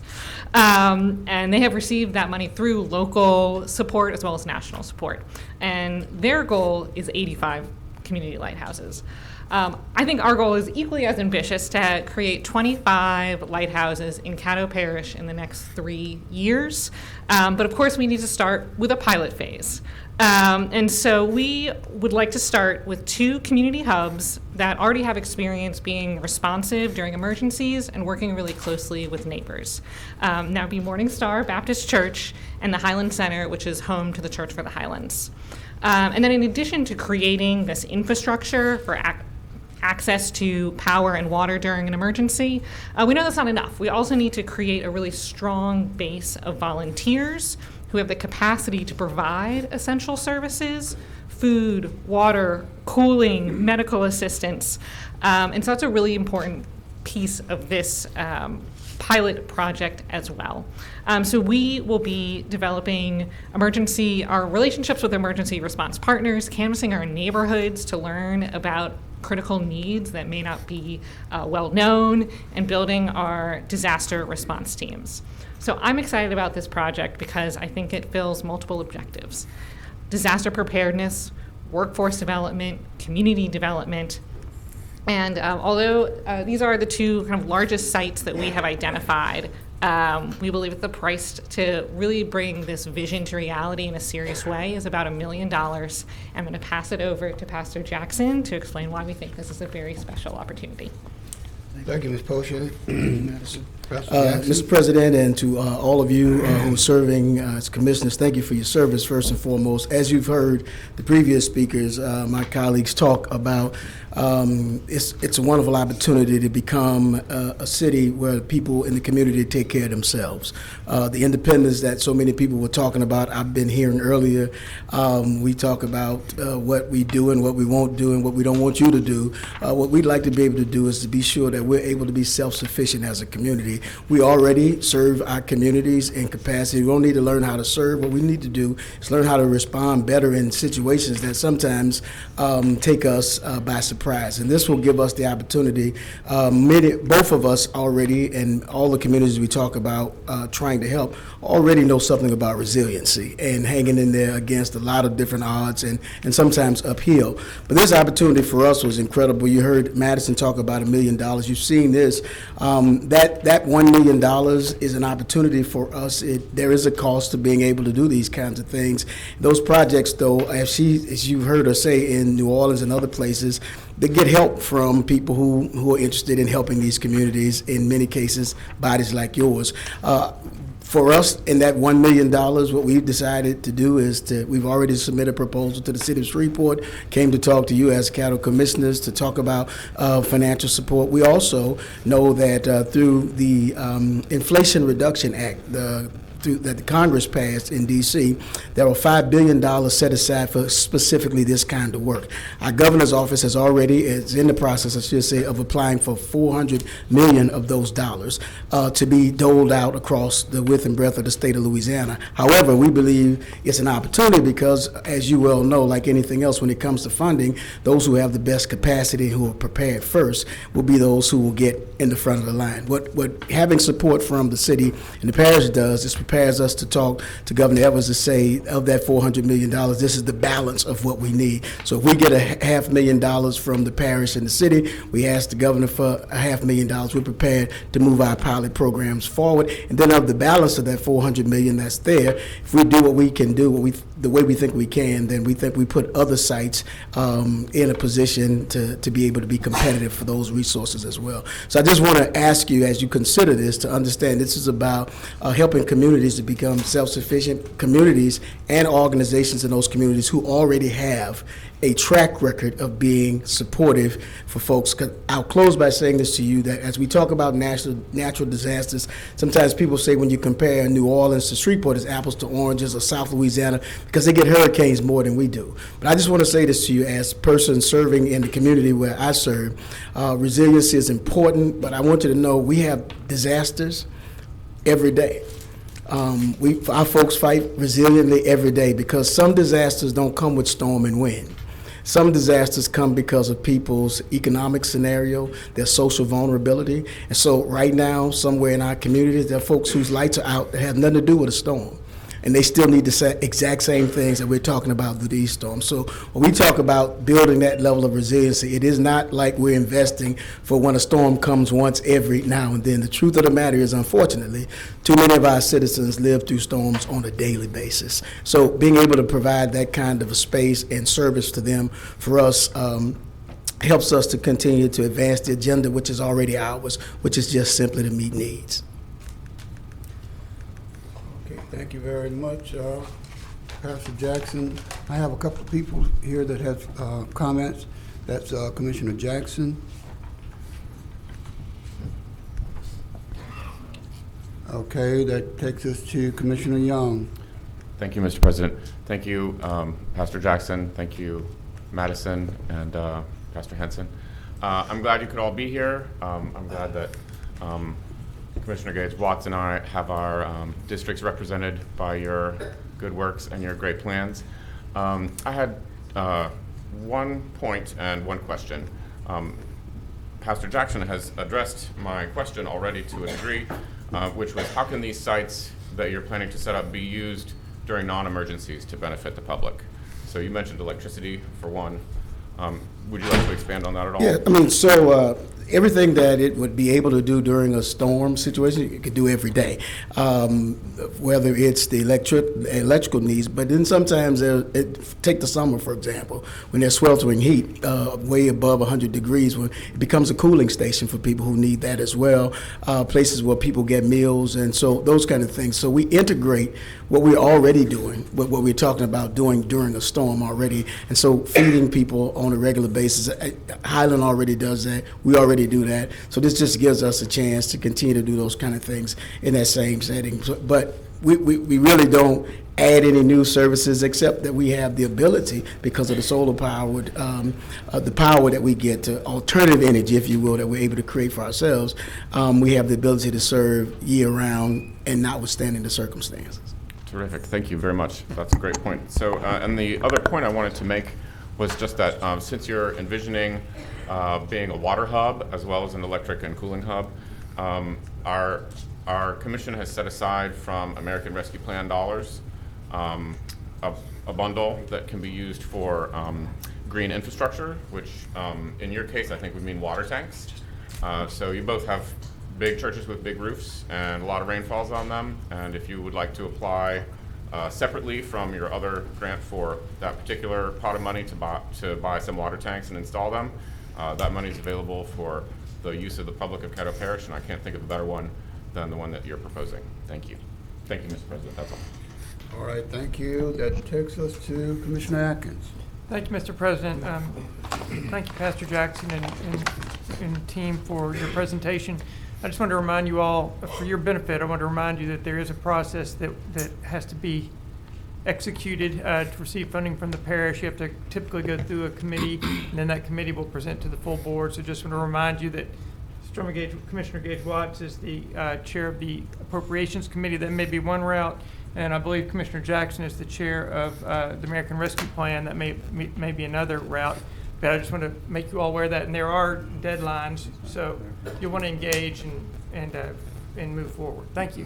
Thank you, Mr. President. Thank you. Okay, thank you. Commissioner Gage Watts. Thank you, Mr. President. I just wanted to extend my gratitude for all of the work that you're doing across Louisiana and making sure that Caddo is in the front of the line and not behind it. This is a very important initiative. As you stated, it's bigger than just a storm. I've been here over 8 years now, and I've witnessed 3 100-year floods since I've been here in those 8 years. So we know that catastrophes will happen in this area, but it is always better to be prepared than unprepared. So thank you. Looking forward to being a part of this initiative in the beginning and not on the latter end. So thank you for your service. We really appreciate it. Thank you. I don't see any other comments from the commission. Thank you very much for your presentation. Thank you all. That takes us to our next visitor. We have a visit from Shreveport Green, and I know Executive Director Donna Curtis is here. I know she was. There she is. Oh, there she is.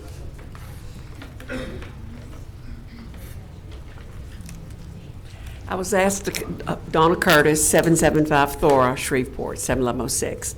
I was asked to come today to share just briefly some of the litter initiatives that we've got going in Shreveport and Caddo Parish. Litter has been the number 2 problem that we have faced in Shreveport, Caddo Parish, and across the state this year. Of course, crime being number 1. Last January, the governor called together a task force, and there were about 24 members of that task force including the secretaries of every department concerned with litter abatement and highways and public works in the state. They came with a full list of, I think it was 8 initiatives, and we are working them through them one at a time. So I've got a list. I've got my notes right here that I'll pass out to you when I'm through, and it's just sort of a synopsis of what we've been doing. The biggest thing, I think, is that a person, Rick Moore, was added to the Lieutenant Governor's staff. I call him the litter czar, but he's really the person there for litter. I have brought Rick to Shreveport, Caddo Parish twice before and not had much response from the community. So this time we got together, we got him. Shreveport, I pulled in Bossier, DeSoto Parish. He came and gave his presentation. It's specifically a project and a program for constables and justices of the peace to be able to do litter tickets, identify illegal dump sites, give tickets for that, and then take it to the JP and get it put through for that. So it's a wonderful project. I am proud to say we had 59 people present that morning for his 3-hour presentation. And when in the past I've been able to get 2 constables show up, we had from Caddo Parish, we had 5 constables and the city marshal, and we had 3 justices of the peace representing Shreveport. That was it was really almost half of all the people. It was wonderful. Shreveport, Bossier had a good turnout, and DeSoto Parish, we had mayors from Mansfield, Logansport, Stonewall. We had Public Works. We had 3 or 4 of their constables. It was a huge success. Bossier also stepped up. So it's a program I'm hoping that's going to continue, and it's going to continue with the constables and the justices of the peace. It's a turnkey operation. Rick has done this for 20 years in St. Tammany Parish, and through the fines alone, the fines that people got for littering and for dumping and all of this, eventually was able to run the program itself. They raised over $200,000 in fines over 20 years. So it was able to run the program. That's just one piece of it. The second thing is that I didn't know exactly what you wanted me to say, Commissioner Epperson, but we all know that litter is in 3 different areas. We work with education. We've got education going from projects on Tarp Your Load to keeping my block clean, where we provide neighbors with buckets and litter getters and they don't need the bags, they got the buckets, and they just walk around their block or the neighboring blocks, but it's a good visual. They pick up litter and they keep the neighborhoods clean. Another one of the things we do is the Clean Business Program. When we work with businesses, we have a checklist for them to keep their premises clean and to hopefully encourage other businesses to do the same. Keep Louisiana Beautiful was the one charged from the task force with doing a big media campaign. And so we can start to see within the next couple of weeks, really a big media campaign on Let Louisiana Shine. We're working now to try to get some funding together to personalize it a little for Shreveport, keep Shreveport Caddo shine, and I'm not going to sing it, but Let Louisiana Shine, you know that song. It's really catchy, and it's the best I've seen since I've been doing this, which is a long time. So that's exciting. It's going to be social media, it's going to be television, it's going to be a big push, culminating in April with Love the Boot Month, which is Louisiana Shaped Like a Boot, Love the Boot Month. Here we go, cleanups, and all that. So that's exciting. Enforcement. Hopefully we'll get the constables and justice of the peace busy doing things. We've got the Shreveport Environmental Court, which is really stepped up. The Shreveport Director of Property Standards has done a wonderful job, and we're getting with that. The rest of it, we need to get the Shreveport Police going, issuing tickets. We'd like the Caddo Sheriff to help us with tickets, and the City Marshal. Cleanups, as you know, we do citywide cleanups, we do neighborhood cleanups, and thanks to you all, we've got some extra equipment and stuff that we can hand out to the different organizations that come to them. We have approximately every year, just with Shreveport Green, we had over 10,000 volunteers last year doing cleanups, and we were in every single neighborhood, and we have a constant presence there. We have cigarette butt receptacles available. If you know of any businesses that need them, we'd be glad to give them to you. They're attractive. They're marked with Shreveport Caddo Parish on them. So they're very good for that. And for a couple of years when we first started distributing them, I cleaned them out. You got to clean out your own now. You know, that's over. Y'all can clean out your own cigarette butt containers. But they're good and they're attractive. And since cigarette butts are the #1 littered problem in the country, it's a big help. We also have neighborhood sweeps, which Caddo Parish is also able to take part in, where it's almost an anything goes. There are certain days that it's around the city, but they can come in and put their mattresses, tires, anything. We accept all that stuff that day with the Property Standards Department. And of course, the other thing, we've got the Caddo Parish Litter Crews, which have kind of been in a hiatus, I think, since COVID. We'd love to get those back up going, because I know there's a difference. We see a difference when they're not out there doing their part. Of course, we can't put volunteers on the I-20, I-49, 31, 32. We're even uncomfortable putting them on the very highly traveled corridors, like Uri Drive. It's not safe. So the city last year, I think, put up $750,000 and was able to contract litter crews to make a difference. They get out there, they pick up the litter, they do the mowing. It's done the right way, and unfortunately, they sweep it. That's the only way to really keep it clean. Education goes, it's a continuous thing. We're in the schools, we're in the libraries. The libraries are now going to be able, specific ones, to loan out equipment to, that will be provided to them.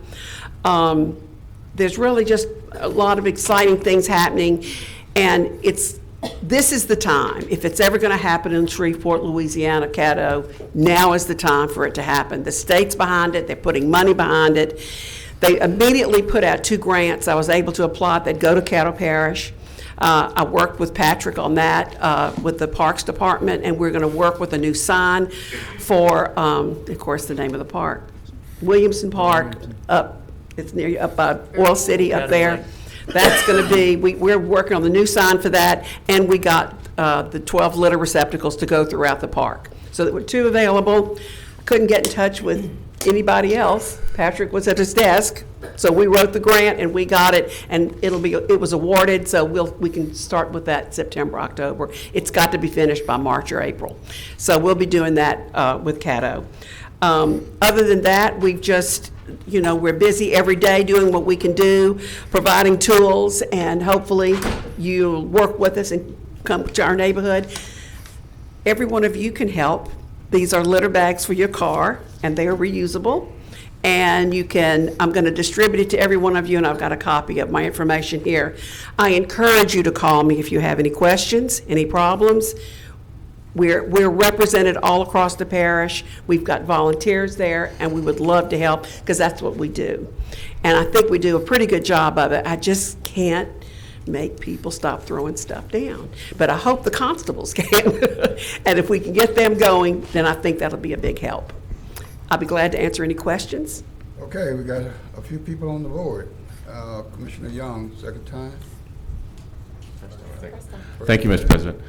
Thank you so much for being here, Ms. Curtis. It's a pleasure to see you. Okay. I admire your tenacity and your constant energy Diligence. to battle against litter and to make Caddo Parish and Shreveport a more beautiful place. One of your comments stuck in my mind.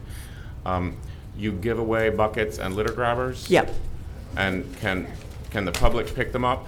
Yes.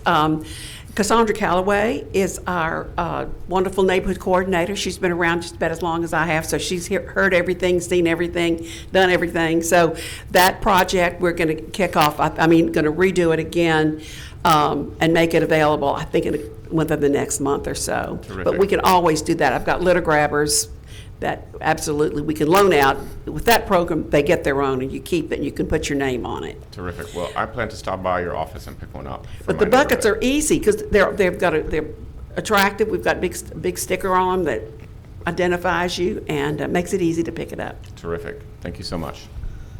Okay, Commissioner Jones. Thank you, Mr. President. Thank you for coming down and visiting with us today and just informing everyone on what you all have done. You all do great work. I spent some time volunteering with Shreveport Green in the Cedar Grove area, so very grateful for that. This is a huge issue and project for me, primarily because there's so much litter in my community. Absolutely. And it's not just cans and paper. I'm talking old tires, mattresses, things like that that can really make a community look terrible.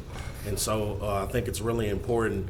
And thank you for pointing out that litter is the #2 problem in our state, in our city and parish, because I hear all the time we have bigger fish to fry than what we have on the agenda. So this is a big fish. So I hope that everyone who's here will be willing to support this big fish because we need to clean up our area. At the end of the day, I feel like people will take more pride in a community that looks good. And if where you live looks good, then you'll be more excited to defend your community and defend not only helping keep the children safe, but the elders as well, because you don't want not only crime in your community, you don't want any type of trash, any type of old furniture laying around. And I'm wondering, how many projects do you all have throughout the year that helps bring awareness to getting rid of large amounts of trash or litter as it relates to like mattresses or couches or things like that that may sit around for a while waiting for particular departments to get to it? You kind of put me on the spot there, Mr. I'm Jones. sorry. But but I can answer that. And one of them was we used to call it Almost Everything Goes. Those of us, Mr. Epperson, you remember that, Almost Everything Goes. We'd put dumpsters all over the place and people could do it. They still do it with the neighborhood sweeps in Cedar Grove. It was supposed to be in Moortown yesterday, but the storm chased them out, so it'll be next Friday.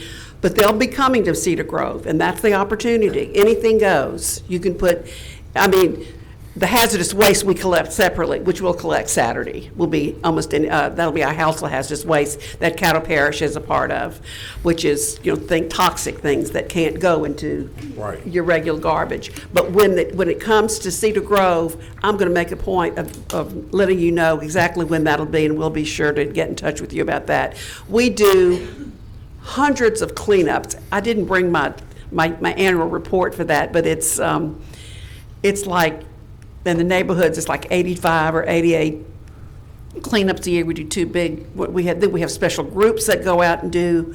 I have people calling all the time wanting. I had a call right before I left. She wants to clean up what we used to call Harts Island Road, which is now Kings Highway out there by LSUS on out. And she said, "Can you just have somebody come pick up the bags after I fill them up? I'm willing to do a couple of hours every 3 or 4 days because it gets so bad." So we do that sort of thing. So We work with thousands of people every day. Hundreds of individuals call in. So I'll let you know when all that, especially for Cedar Grove. And thank you for the litter bag for the car. Yeah, here they are. As a father of 4 boys, I definitely need more. Well, than there, one, so thank you. I'll leave it, Jeff, with you, and I'll leave my notes. And Mr. Epperson, I guess he's taken your place. That was the first place that, I think the first time I ever spoke was at Ken Epperson's Cedar Grove meeting. So that was kind of a memory from when I was young and agile, and you didn't have any gray hair. Okay, we have some more. Come back here. I gotta get Can I leave now? Do you have something? Commissioner Epperson? Okay. And all of you, I mean, and Roy. Coming down, Donna. I have an issue with the best tea cakes in town. With what? We unclog drains. We buy houses, internet services, all of those signs that are with bona fide businesses that you can call those numbers and say, hey, this is illegal where you have this sign. Now you take J&J extermination, you've seen all those signs everywhere, and look like every 2 weeks you got a gun and a knife show signs all along the interstate. I guess that's DOTD. And this gentleman you just mentioned is supposed to be the litter czar from for the state. He needs to get with the legislature. They need to put legislation in place. When they put those signs out with those numbers, need to call them and pick them up and find them. That's litter and trash too. I'm gonna send you an email on you know, the parish send me some, I'm gonna send you an email on everything that I get. I think I sent Cassandra one the other day. She may have shown it to you. But that's an issue too. That's just as bad as fast food cups and wrappers, because those signs are dangerous, made out of coroplast. They blow down. They can't cut and maintain the right-of-ways because they get tangled up, and then they get in the street. They're slippery. If you get on one and try to hit brakes, you're gonna slide. That's litter too. Well, you know, those people need to be held accountable. If they're in business, Absolutely. they need to advertise on television, a newspaper, a radio, and stop putting all that stuff into these neighborhoods. That's litter also. Absolutely. You know how I feel about illegal signs. That is one of the things covered in his presentation. That's low-hanging fruit. You can take that sign right there, call that number, send them a ticket. The constable can do that. Send a ticket to that person, and if they don't pay it, they come before the JP. The JP could fine them even more. That's what the whole program's about, and he showed it. He said it got to the point where when they would get the ticket, they didn't even show up at court. They just paid it, because they knew they were wrong. We've got it here. I've got a letter. He left us some handbooks, and one of the other things, I think we can pat ourselves on the back in this area. Pat ourselves on the back. He said at the end he had requests for 20 of the handbooks. And I've got an extra one that I've brought for you all, but of the handbooks for this, he said he's never had that many requests before. This was the largest group he'd ever had from constables and justices of the peace. And Ken, that's exactly, if we can get them to help us do it, we can get that stuff. That's just money sitting there that we could get. And a lesson. It's a lesson. It's enforcement of the law. Okay, Commissioner Gage Watts, I've got a couple more people after you, and we need to move on. Okay, thank you, Mr. President. Hey, Donna. Hey. Thank you for coming down and making the public aware of all the services that you do provide. I'm glad that this is a conversation that we started a week before last, and it was good to have someone who's already out here doing the work. I'm excited about keeping Louisiana beautiful. The boot is very beautiful. It's our most valuable resource. Of course, it's all we have. It's our state, right? But I was thinking about what got me really educated about litter. It started like in the 3rd grade. So I was thinking about what are we doing with the kids to make them, more knowledgeable, why we shouldn't litter, all of the hazardous conditions that happen because of litter. It's easy when we get the kids involved because you can easily get the parents involved. Mm-hmm. So my question is, what are we doing inside of the schools? For years, we have done, instituted in the schools the program, the Keep Louisiana Beautiful Litter curriculum. It's train the teachers, and we have the teachers. We pull the teachers together on a Saturday, train them in the curriculum, and they go home with materials, a book, materials, bags, to teach not only litter but other environmental things, but mainly litter to the children.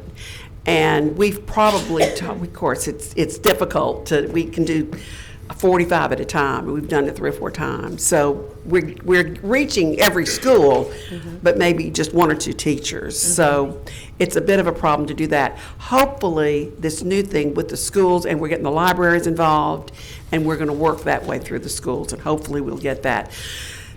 One thing I didn't say, the biggest thing about litter, and it was something you said about that made me think of it. When I talk about litter, I talk about the economic impact. It's a horrible, huge impact on your community, first of all. Second of all, it's an invitation to crime. I don't have to tell you all about the broken window theory, but I've met the guy, visited with him twice, who wrote the book and wrote that. And it was written for the Justice Department. It wasn't even written for litter. The broken window theory is for crime, and it starts with the first piece of litter that's not picked up in the neighborhood. And I'm so proud of I know I can look at every one of you here, and every one of you have participated in the cleanup at one time. Mr. Jackson, thank you. We did a real big cleanup at Cherokee Park Bayou in December, and then the first thing I thought of when the rain came yesterday was, there it goes, Cherokee Bayou. It's going to be full again, but we'll do it again.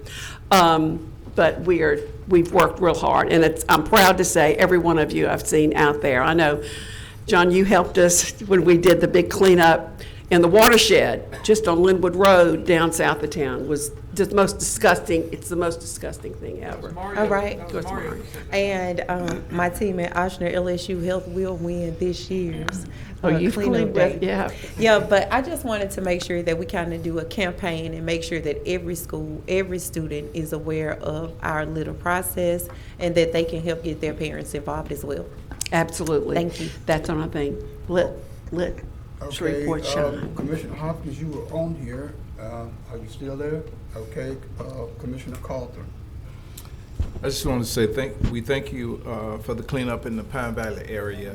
Ms. Belinda Rose coordinated one along with your organization and property standards, and it was very significant.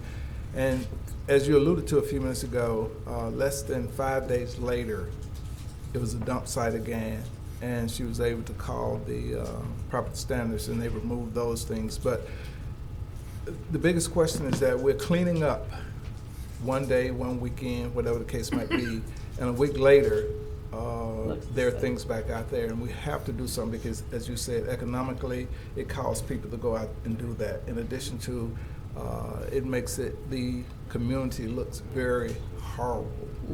And the thing is, we have to do something and not keep doing the same thing over and over. And I don't have the answer to it necessarily at this particular time. I do have some answers, but the most important thing is that we have to get it clean. It must stay clean. And as Commissioner Gage White says a few minutes ago, young people, when I was a kid, I picked up paper in my parents' yard. That's where Don't be it a got litter started. bug. And when I went in the military, whatever was on the ground, it went in my pocket until I could get to a trash can.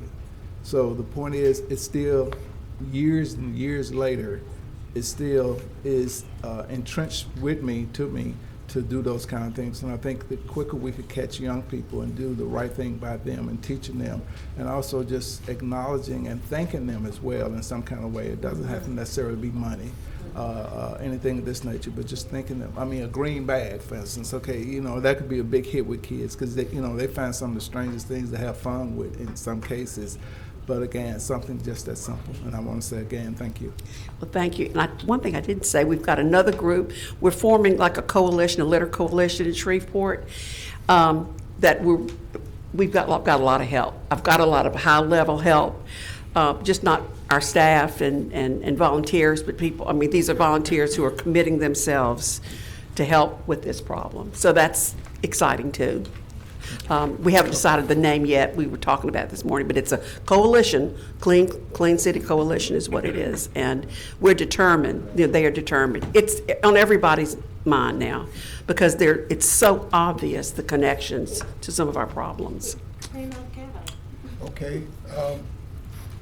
Yes, sir. Briefly, Mr. Chair, if I may. I forgot to mention, Donna, we need to look at upgrading the flower and the door hangers that you gave. There's some In numbers fact, these and have door names. hangers in them. There's some numbers and names need to be upgraded, so we'll get with the parish because I see some parish numbers need to be on there. And also, there are still political signs. I know. From December the 8th election that's still out on the street. And that was September 1988. We collected 38 tons of trash and garbage in the city of Grove area. Thank you. It's enforcement. Okay, finally, Big thing. Donna. And I know, I've seen you at many cleanups, Mr. Well, Burrell. you'll probably see me at some more because. Pulling up in that Greyhound bus with all that trash in the back. We are reestablishing the Queensboro Neighborhood Association after all these years, and we're gonna start back cleaning Queensboro. So I want you to know that that's on our agenda for March, I think. Okay. Again, thank you for coming. Appreciate Thank you. I appreciate it. We appreciate your support. Okay. And talk to your constables and JPs. We got a little ways. Can you leave that number for the public to call? What number? You have a number, Donna, to leave for the public to call? Do you have a number that you can leave for the public to call? Yes, and there is going to be a statewide call to litter, 1-800-LITTERBUG, LITTRBUG, and it's going to be manned in the Lieutenant Governor's office too. And you can always call Shreveport Green, 219-1888, and everybody that answers knows what litter is, what to do about it. So we'll help you. I'll leave this with you. Thank you very much. Okay, are there any more communication from the commission? We're not down yet. I'm sorry? We're not down. Okay. I made the motion. Back to number 7? Okay. All right. Item number 7, Mr. Clerk, is that where we are? Yes, I'm sorry, we're on number 7, which is adopting regular session minutes. You have minutes. Okay, move for, motion by Commissioner Watts, Gage Watts, and seconded by Commissioner Johnson. Comment? Commissioner Epperson. Yes, let's move down to the, it was moved by Mr. Johnson, seconded by Ms. Gage Watts to nominate Mr. Epperson for the 2022 Caddo Parish Commission Vice President. Motion failed as shown by the following roll call votes. Ayes, Commissioner Burrell, Johnson, Jones, nays, none. Absent, Commissioner Jackson. Abstain, Atkins, Chavez, Epperson. Why would I abstain on voting for myself? We need to correct that. Then I understand that someone stated that the vote machine was kind of goofed up. So at this time, I would like to make sure the record reflect the actual vote that day. So if there's anyone here, I think we should adjust that particular entity within those minutes at this time. So I would ask that everyone that voted that day would do a verbal confirmation as to what his or her vote was that day, so we can correct the record. Wait a minute, what my vote was that day. Okay, you're saying that you want another vote for confirmation? Roll call He's vote to cleaning make up- sure he's cleaning that up the we're cleaning minutes. up the minutes that's not accurately reflected. Would you like us to just reach out to every commissioner and share what their vote was recorded as? Yes, let's do that now, so we don't need to be hiding behind nothing. Just come on out and say who and what you're for, because there was a reason for that motion. Division of the House. So we'll go. There was, from what I remember, there was actually 2 votes, were there not? There was. Mr. President, if I may, what he's asking for is a correction to these minutes before we adopt them. Okay, but which vote is that one? So it was For the nomination for vice moved president. by Mr. Johnson, second by Mrs. Gage Watts. The nomination and the nays, the absent and the abstain are incorrect.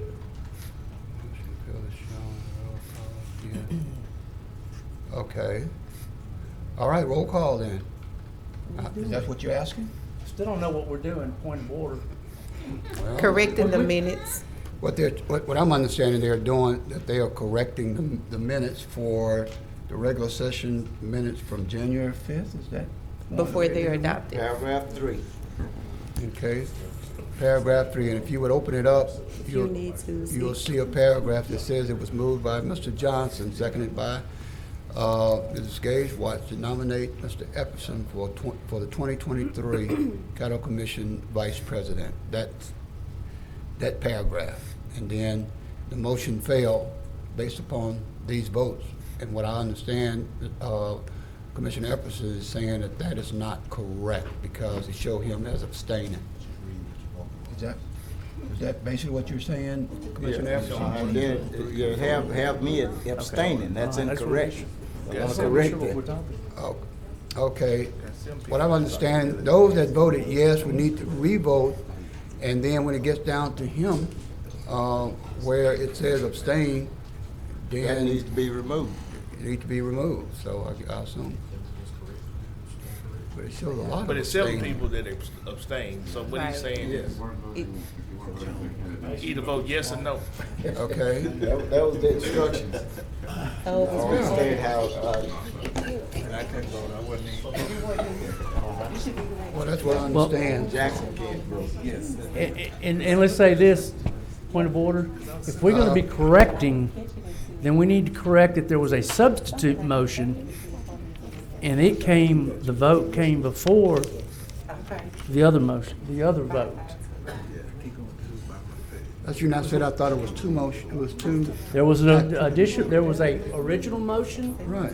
then there was a substitute motion. And his was a substitute motion. Mine was a substitute motion. Mine was the original motion. Okay. Mr. Johnson had the original. So which one are we correcting? That's what I'm saying, if we're gonna correct. let's Correcting correct the it right. original motion. Okay. All right, should we re-vote is what we're saying here? I see Mr. Hopkins down in paragraph 4. Right. His motion. But what I'm saying, it was a substitute motion. Okay. So you saying the clerk should correct the minutes to reflect that? To say It should it was- reflect that It was also. a substitute motion by Correct. Mr. Hopkins? Right, it was a substitute motion, and we voted on that first, and then, No, we voted on. no, mine was a substitute, it was last, we voted on mine, I believe. No, we voted on that one first. It failed, and then that's why we went to your motion. Yeah, thank you. It went out of order. I think that's right. Okay. All right, mine was a substitute motion, that's what I'm saying. Well, If we're gonna reflect it, That's it's what reflected you right. corrected in the minutes. That's why we. Commissioner, let me do this since we're in this quagmire. I'm going to refer this over to our attorney and let us hopefully straighten this out for us because I'm hearing a bunch of conflicting requests here. And all they're doing is slowing us down even further. Okay, here's my question. Is there anyone else that sees where their vote was erroneous on the minutes? I couldn't hear you, Attorney Frazier. Whose vote is not correct on the minutes? 7 votes wrong. Okay, so those need to be corrected. So if your vote were incorrect, please notify the clerk and the Have it minutes correct. need to be changed to reflect the correct vote. But Commissioner Epperson wanted it done publicly.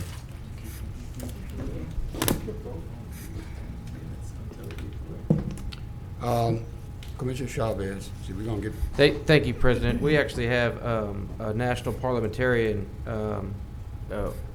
director in the room, but if a member needs to state a correction to the minutes, they need to state the correction for the record. We don't need to take another vote because it would actually change the action of what was voted on last week. So we just need to identify that the minutes are incorrect and let the clerk correct them, similar to what she said. But if we need a clarification, we do have Mr. Johnson in the room that actually teaches parliamentary procedure. And this falls under parliamentary procedure. It does what I stated, Mr. President. That's exactly what I stated. What? About what you said. Okay. Attorney, if you feel that Mr. Johnson is welcome to. Mr. Johnson, if you would come up, please. I'll take the privilege of having you come up and hopefully get this. Point of order, Mr. President. Point of order. Hold on, RJ. We have not had, I'm sorry. We had, I'm calling a point of order. We haven't had a motion to suspend the rules or anything to allow for. So at that, we do need to have, if we're gonna allow somebody who's not parish staff or a parish commissioner to come up, to come and speak if we're gonna be doing that. So that's what I wanna make sure is we Well, if it's that critical, we'll do it. I don't care about getting into all the time factor, but if a commissioner is concerned about it, I'm concerned about it. I think I might have a resolution if we can get to that. Motion to suspend the rules to allow Mr. Johnson to come up and make his statement, and then from there we'll do whatever beyond that point. Motion and second. Let's see. We have I don't see a motion and a second. A motion to suspend the rules by Commissioner Chavez, seconded by Commissioner Carlton. Are there any questions on that? If not, I object. I don't want us to do that by acclamation. I'd rather we vote to suspend. Let's vote then. Mr. Clerk? To suspend the rules, because I don't think we need to do that. I don't either. Well, if y'all want to tie this meeting up, we can go ahead on through it. It always happens like this at the beginning of the year. Let's go ahead on and vote. I got more time than I got money. This is the vote to suspend the rules, right? We're suspending the rules. I don't think it just. Please vote. This is a motion to suspend the rules.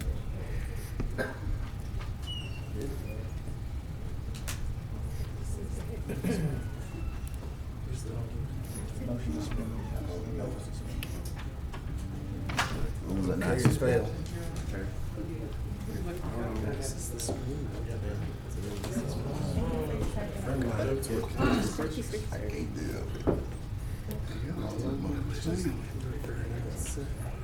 Well, the clerk just showed me the screen on the day in which we vote, I assume on the day of which we voted. And what you see here is what's on there, unless something is wrong with the electronics somewhere. So, as far as I'm concerned, it stands. Mr. President. Okay? I'm not sure what you did, but that's what it's reflecting. We need to move on since this motion failed. Mr. Clerk? Get us moving again. Okay. The motion failed to suspend the rules. So that brings us to, then we're still at the base motion to adopt the regular session minutes? Mr. President, I'd like to make a motion that we postpone adoption of the regular minutes for January 5th until whatever is cleared up and worked out. Second. Okay, it's been moved and seconded to postpone the regular minutes from January 5th, 2023. Are there any questions? I'd like to amend it, that once the clerk get those answers, Right, they become bring 'em back. public knowledge. Right. Because it still got to come back to be ratified. So that's what I'm saying is postpone it. Let's fix whatever we need to fix. Bring it back. Okay, well, you've heard the motion and second on the clarification.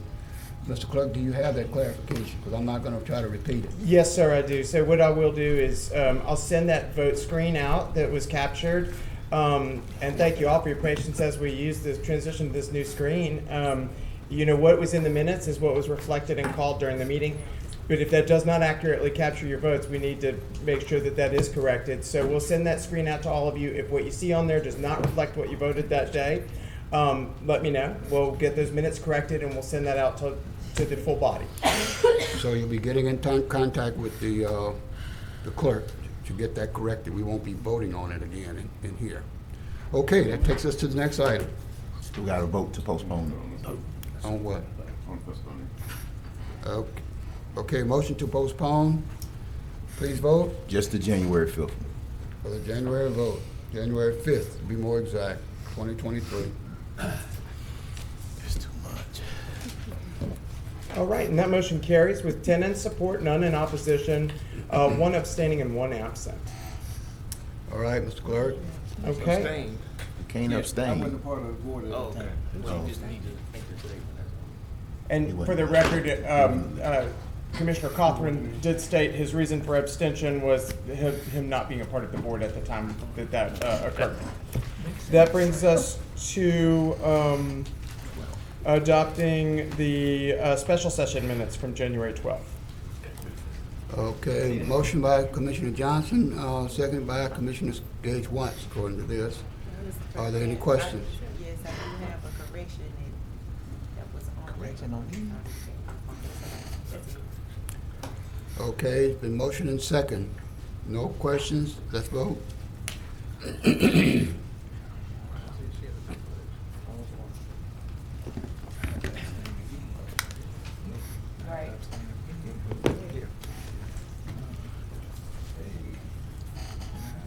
Okay, and that motion carries with 10 in support, none in opposition, 1 abstaining and 1 absent. For the record, is that abstention for the same reason as prior? Okay. Yes. Just want to make sure. And that brings us, we have already done the special resolutions, so that does bring us forward on the agenda to ordinance, well, I'm sorry. No. I'm turned around. Communiques and committee reports. I thought we did communiques and reports. We were down to number 10. Huh? Administration, I don't see administration here. Okay, administration. Commissioners, we don't have any additional comments from Tuesday. Okay, we have none from there. President's report. I think you have Commissioner Johnson on the board. Communiques. All right, Commissioner Johnson. Thank you, Mr. President. I don't know why you can't see my name. I don't know. So I wanted to kind of blurred out. I wanted to clarify some things from what I heard earlier. One, I heard that trying to discriminate. I've never tried to discriminate against anybody. Actually, knowing about discrimination, it's been happening to me ever since I've been born, and some of the people that sit up on these horses. An elitist, that's not me either. Born in Moortown, raised in Queensboro. So, for as an elitist, that's not me either. Heard about, had a citizen from rural Caddo Parish. That resolution didn't even have anything to do with rural Caddo Parish. I heard about government telling you what to do. Well, there are laws in every part of the parish. There are laws all throughout the state. There are laws all throughout the United States of America. So there are some rules out there for you to follow.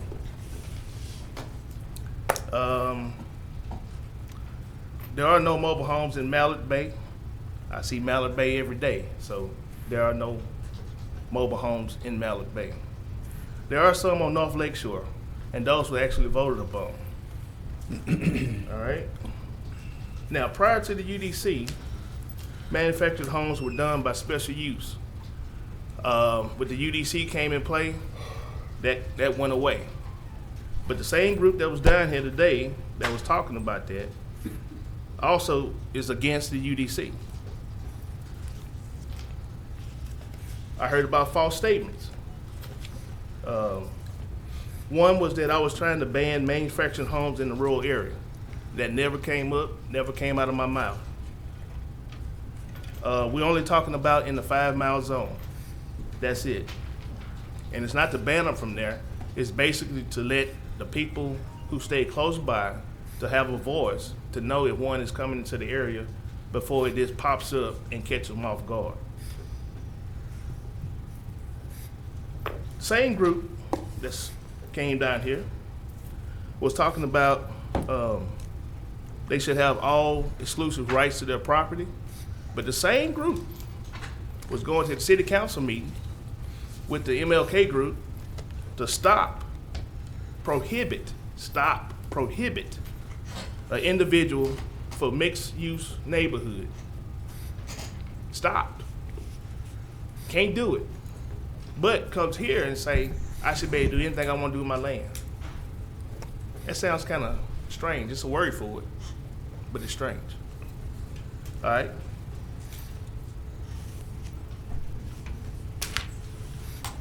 I just want to make sure that we're consistent in what we're doing. You know, if a group of people come down and they're giving us one story, one lines, or whatever, that we understand that we're here for all of the people. Not only ones that just come down here and complain, but some of the people who are actually at home or actually at work that can't come down here. You know, I don't just dream up stuff to bring up. This is from citizens that call me and say, well, we need help with this. What can y'all do? And I bring it up. You think I want to bring it up 5 times? No. But it seems as if we're missing a boat on what I'm trying to do. And I don't know how to make it any simpler than that. It's not a Democrat, Republican, not a white, black issue. It's about an issue of property and also the deal about making sure that if you do something, you don't infringe on the property rights of your neighbors. And what I mean by that, if you bring in a trailer and you got certain houses in that particular neighborhood, don't even have to be $200,000, $300,000, $400,000 houses. It can be a $100,000 house. But you bring it in. It's different. It's a different look throughout the whole neighborhood. And so, I don't know how simpler to make it. There are some people who are for it. I heard that some of the real estate association is actually thinking about saying that they want to be for it. Now, you know, I don't understand the hesitancy of not wanting to support it. It's not in the rural area. It's a handful of people to come down. I can pack the whole chamber, the lobby with people that support it. But they voted for me to be their voice. And so I don't have to call up a group to come down here and say, we're against this, we for this, whatever. And that's all, you know, I really wanted to say about that, but it's just funny how people come down, they'll tell a story that they want people to hear, to get them riled up, to get them to say, well, they're always trying to do this, they're always trying to do that. Leave us alone. You got rules, you still got laws outside in the rural area. There's still laws on the book in the rural area. But at the same time, we're not even talking about that group. We're talking about the group that's inside the 5-mile area. So I just want us to start doing things the right way and not be influenced by stuff that you know doesn't even have to do with what we're talking about. Because if you take a manufactured home and put it anywhere in the city, it's gonna have to go through that same process, special use only. And if that is not going on, then it doesn't happen. And I want the same thing to happen in the suburban area. It's just that simple. We're not talking about the rural area. We're just talking suburban and inside city limits. Thank you. All right, that takes it, you finished? I'm finished. Mr. Johnson? That takes us Commissioner Jackson. Thank you, Mr. President. I want to stay on the same note of being clear and providing clarity. Today, we had a conversation about adding those agenda items that talked about decorum and order. And what I want to be clear about, and I saw Tony left, I don't know if that was Channel 6 that was here, they left. I want to be clear and on the record that nothing that was proposed today talked about infringing on anybody's rights. Nothing is wrong with people coming down here to speak their mind.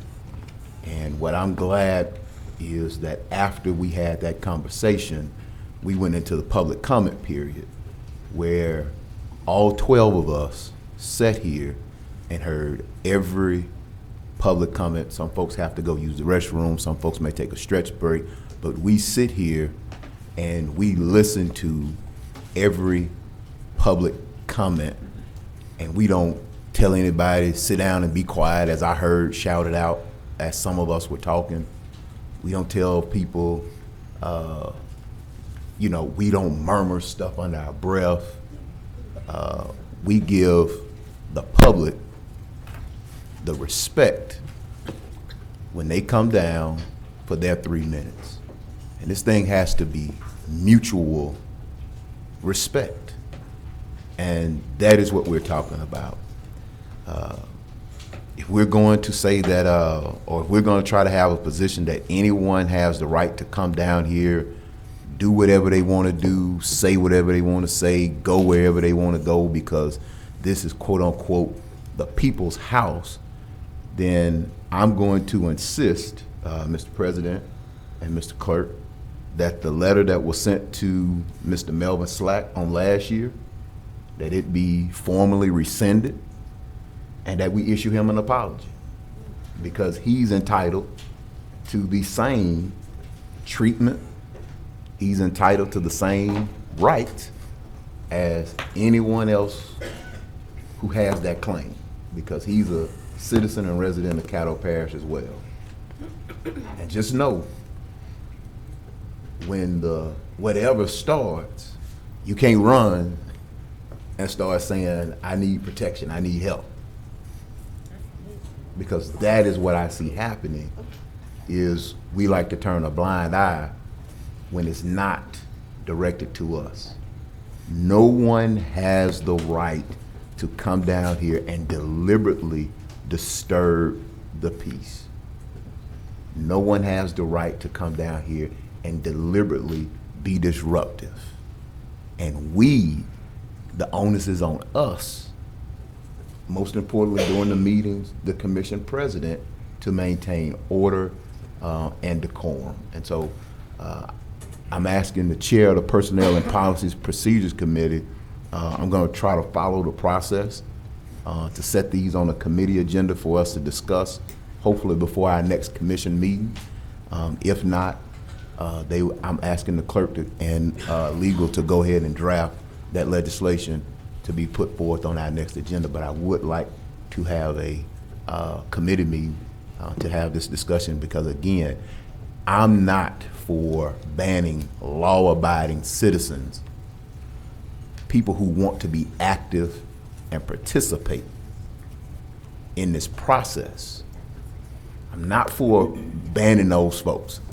I am for putting in rules and having safeguards for removing people who are being deliberately and intentionally disruptive. Thank you, Mr. President. Okay, that takes us then to Commissioner Jones.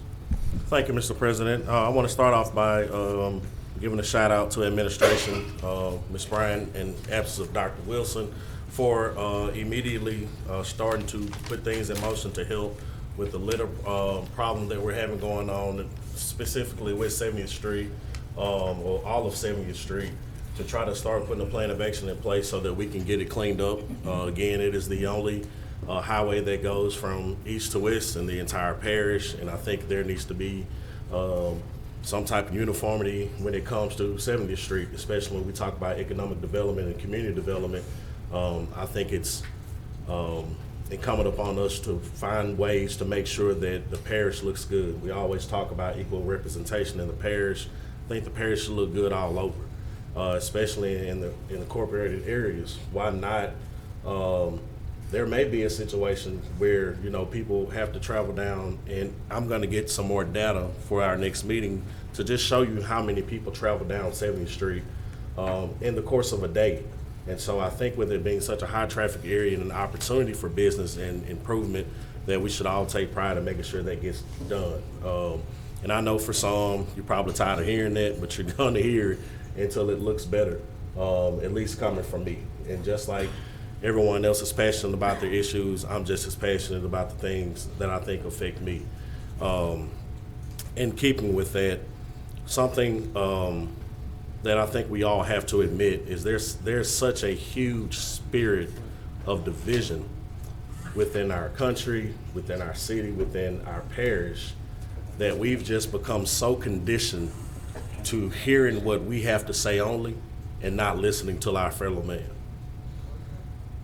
Because what I heard up here, and I hear all the time when the chamber gets packed, is y'all, us, but I never hear we. I never hear anything about unity or togetherness or how we can come to the table and listen to each other's conversation and find a way to move forward together. Are we going to agree all the time? No. That's why we have discussion. That's why we have debate. But at no point should we ever feel disrespected by our colleagues, disrespected by fellow citizens, whatever the case may be.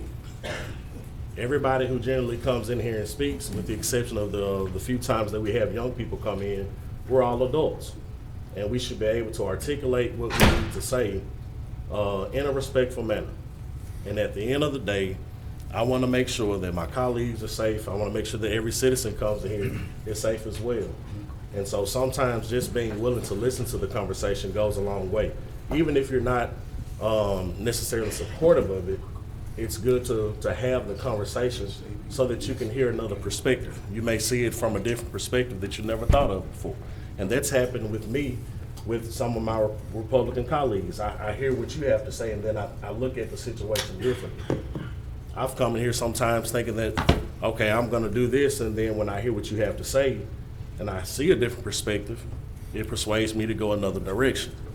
And at the end of the day, if we're here to do what the people have called us to do, then we need to make sure that we're all pitching in, and we're not just saying, well, I'm not gonna do that because this, that, and the third. I mean, we need to have a legitimate reason as to why we're not supporting something, not just to be petty or childish. And I understand those are kind of some strong words, but it's been a lot of strong talking in here today. And at some point, we got to get the business of the parish done, regardless. We got to get the business of the parish done. People are struggling. People are tired. We have so many problems here that we need to attack, but it's hard to get anything done at the table because we already come to the table with our minds made up that if you're not politically affiliated with me, or you may not look like me, I don't want to hear what you have to say. And I think that is ludicrous. Especially, and I hear all the time, folks come in and we're supposed to be whatever our faith belief is, but we're even divided with that. We brag on people, we bring them up here, we call them good Christian people, and then we get behind the horseshoe and we can't come and reason together as the scripture tells us to do. And I just don't understand it. And personally, as a voice speaking for my constituents, there's no more time for that, y'all. There's no more time for that. There's always a way to make sure we get the business done, even if we disagree. And I remember saying this a couple of weeks ago, one thing I appreciate about former President Atkins is he's straightforward, straight shooter. Well, Stephon, this is why I can't support that. And it's in a respectful manner, and I can respect his delivery because he's giving it to me straight. And I understand as an adult, I'm not gonna always get my way. I'm not. But there are certain issues that we have to listen to each other on. We just have to. Because it doesn't just affect that one person, it could be any of us at any time. You know what really bothers me is when we have certain issues, we can flood this chamber out, but when it's time to talk about, and people talk about bigger fish to fry, but when it's time to talk about crime, it's never full in here. Because it's not in the rural area or it's not in your district. But crime affects the entire parish. Businesses will not move in when we have high crime. And it does not matter what district you live in. You can only squeeze so much stuff on the east side of town. Commissioner Chavez, you see your district is booming. Y'all getting a lot of stuff over there. But we want the same things on up Hearn Avenue, Mansfield Road. We want all that same stuff, but we can't get it because we're having to deal with the high crime area. But you know what? For so many people, that's not my problem. Well, what if I said, you know, the issues that the rural area brings in, it's not my problem? I got an email today with somebody, and I found it interesting that the email only included black commissioners. We're out of our minds if we're gonna support Resolution 3. It was targeted only for black. Motion to extend, because I'm about to run out of time. I don't talk often, so if y'all don't mind. Thank you. I don't think that made any sense. Now, somebody led that person to email commissioners about that issue. Usually when I get emails from constituents, all 12 of us are on there. For whatever reason today, only the black commissioners were emailed. I thought it was crazy. That right there let me know that we'd much rather just stick with what we have and what we're comfortable with than getting uncomfortable sometimes to create change. Change never comes in a comfortable environment. Never. Abraham became great because God moved him to an uncomfortable place. Dr. Martin Luther King says the measure of a man is not one who stands in comfort and convenience, but one who can stand in controversy. That lets me know where you are. I can stand up, not just when it's comfortable for me to do it, but even when it may be controversial. When my party affiliates may not agree with what I'm saying, but it's for the greater good. Now, we can keep doing this like we've been doing it, and we can keep watching people struggle and die, and we won't have a place to retire. Our children will not have a place to grow up. At some point, we've got to make up our minds we're going to start doing what the people are paying us to do through their tax dollars, or we will all suffer. Everybody will suffer. This isn't, I don't feel like I'm an elitist. I'm from Cedar Grove. I'm still in Cedar Grove. There's nothing elite about my community in the eyes of the people. In fact, they told me that I-49 was the Great Wall of Shreveport. It divides the east side from the west side. So I don't think according to the people, I don't live in an elite community. It's elite to me because I love where I live. And I refuse to move because I want to see it be better. That's why I pick up trash in my community. That's why I will call and make sure that if an animal is run over, whatever, that it gets picked up immediately so that stuff doesn't lay around. Because I take pride in where I live. But guess what? I take pride in where I work, in Commissioner Hopkins' district. It's the same concept. If there's trash up there, I'm doing something about it. If crime happens up there, I'm reaching out to him. When Commissioner Lazarus had the natural disaster, the tornadoes down there, I reached out to him to make sure that he was doing well. Had nothing to do with politics, but my colleague had gone through something traumatic and lost two constituents in this community, a mother and a child. And at that point, didn't matter if it really never matters if you're Republican or Democrat because you're human at the end of the day. But I reached out to him to see how he and his family were doing.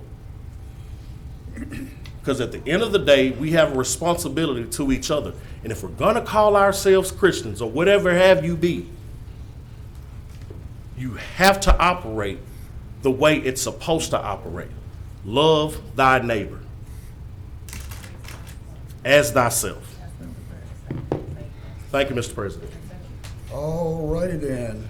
Let's move on to Commissioner Young. Thank you, Mr. President. I have something to say that's difficult for me, and I'm going to say it anyway.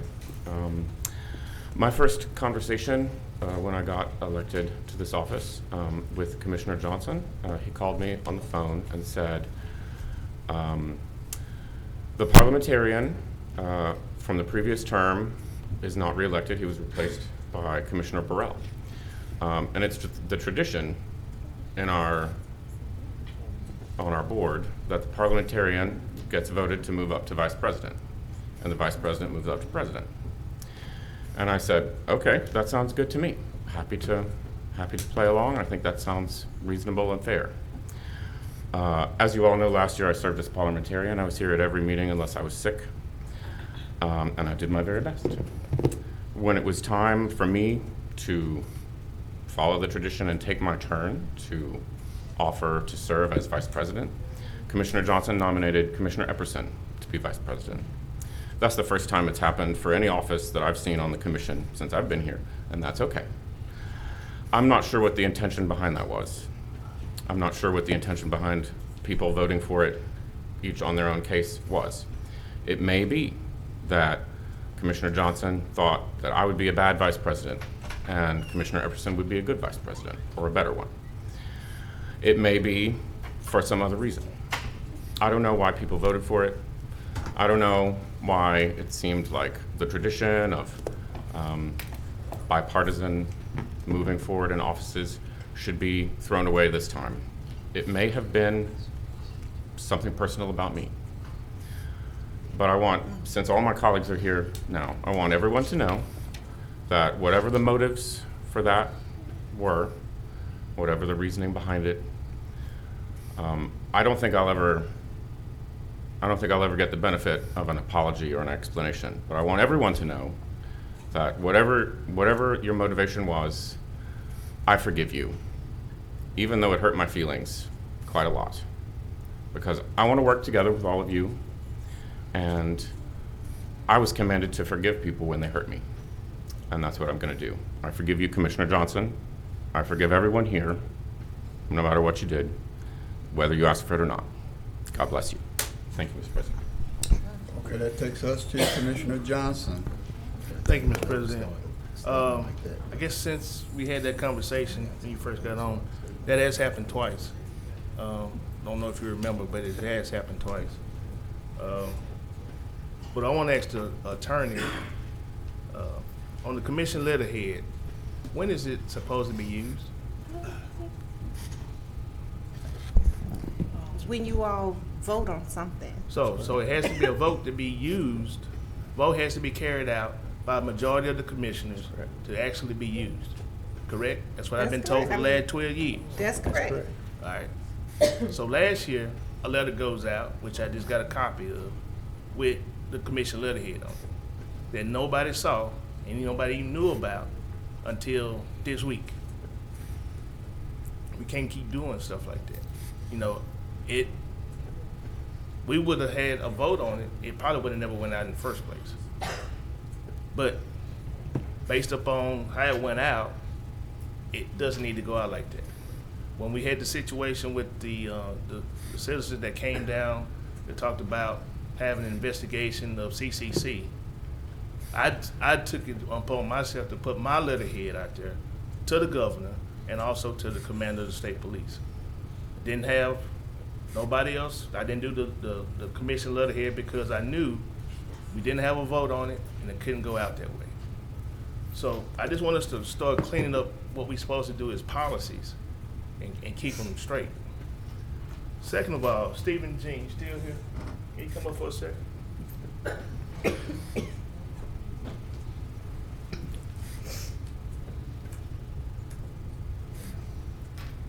Got a question for you. The RAs, what was the intention for RAs when the UDC did all the rezoning and renaming and reclassification? That was intended to be a rural agricultural district. Mm-hmm. It is still considered a residential district. Right. But it was meant to preserve the agricultural character of that area. Okay, so one of the requirements is to what? One of the requirements of the district? Yes. Well, you have a number of uses by right. Is that where you're heading with Well, this? you said that it was RA for a reason. Yes. So do you have to grow something or do you have to raise something in that particular RA? You don't have to, but you have the right to do agriculture in that district. Okay. That is one of the areas the only area that's really completely unrestricted is in regard to livestock and things of that nature is the RA district. Okay.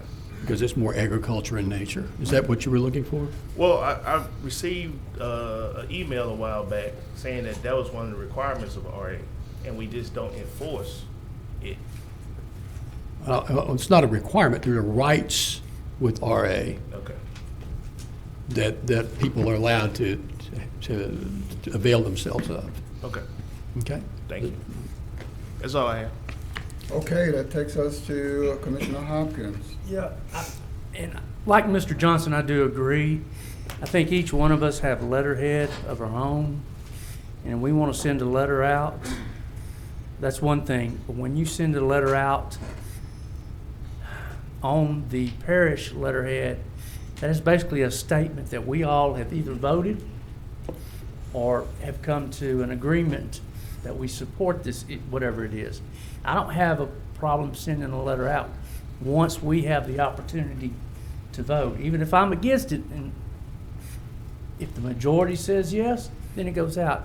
But we need to be really careful how we do that. This is not the first time it's come up. It has come up in the past where presidents have sent out on letterhead on issues that should have come from a body vote. But hopefully we can get that under the control and not do that anymore. It sends a bad message for us that don't know about a letter going out when we're asked about it. I can't defend it because I don't know anything about it. My other question is to administration. We have the legislation for the constables and justices of the peace. And we get a portion if they write a ticket. It goes to the constable, takes the ticket to the justice of the peace. And we get a portion of that, and they get a portion of that. Is that correct? That's correct. Are we providing tickets for them to write on, or how are they? What I'm wondering, are we tracking? At one time there were tickets, but that may have gone by the wayside over the years. I don't think that's gone by the wayside, but the number of tickets have gone down. Okay. So they're still tracking them when they write them, but the number has gone down. So that's something that maybe the Long Range Committee or Natural Resource Committee could look at. I know constables and justice of peace, because we've got to have their help. If we want to control this, get a control on some of this garbage, we've got to get them sold on it. There were a few constables in the past that were really good about it. But they've changed over time. Some have died and others have gone on and retired. But we've got to have the JPs and we've got to have the constables in on this. So we might want to look at calling a meeting, Mr. President, whoever you have in those committees, sending it to them, sit down with the JPs and the constables somewhere along the way. Thank you. All right, that takes us to Commissioner Atkins. Thank you, Mr. President. I wanted to make reference to the letter that went out last year over my signature, as well as, I believe, Commission Clerk's signature. I didn't ask for that letter. Administration had asked us to put it together, or had put it together and asked for my signature. I trusted the judgment of administration regarding a safety issue, but in hindsight, that was a mistake. I didn't know about the concept of parish letterhead only being used if everybody approved that, but I do think that makes sense. That the letterhead is only used if something is approved by the commission. Of course, I thought it was coming from administration, and I thought administration had the ability to put something out on letterhead. But all that being said, I apologize for any oversight that I made with respect to that, and I support the idea of only using if a commissioner's signature is on letterhead, it should represent something that was approved by the body of the commission. So thank you, Mr. President. Okay, that takes us to Commissioner Chavez. Thank you, President. I wanted to make a reference on this letter as well. And Chairman, you've been in politics probably as long as I've been alive, so you know proper decorum. We should always be addressing the chair, never each other. Right. So I was called out on something to say that I initiated something. Of course, my comments are now coming after former President Atkins, who has confirmed that it was not at my request for that letter to ban a personal, but it was rather a serious situation where it was a confirmed threat on not only my life, but on the mayor and on the city councilman, people that occupy this chamber, and that we had a police department come to the parish administrator and request this be done. And that was the origination of this letter, was to ban a personal individual with confirmed evidence from his cellular phone by SPD that he was willing to come to the chamber to commit a murder on 3 different public officials. That's a level of threat that's different than I believe the letter that we're talking about today. So to pull that in from a year ago and then accuse one of the commissioners that they orchestrated that, I think we need to get some facts, Chairman. And I think the facts are coming out. Thank you. Okay, that takes us to Commissioner Gage Watts. Thank you, Mr. President. I think we've heard enough about decorum and that letter, so I'm just gonna go on to the next, and on a lighter note, and say congratulations to our CAO who received the MLK Day Dream Award on Sunday for her role in government.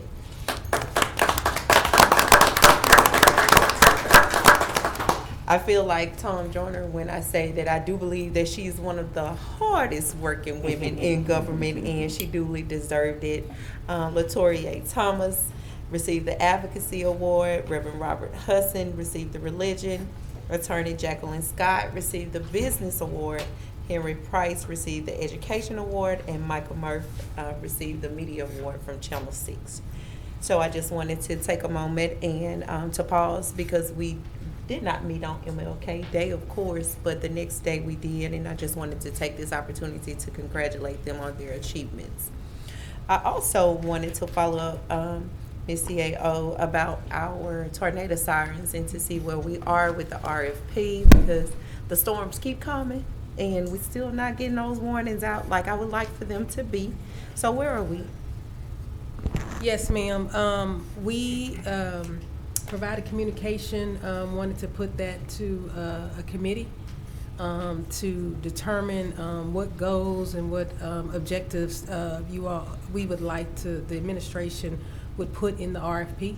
But we do have the funds available to issue that RFP this year if we decide to move forward. Okay.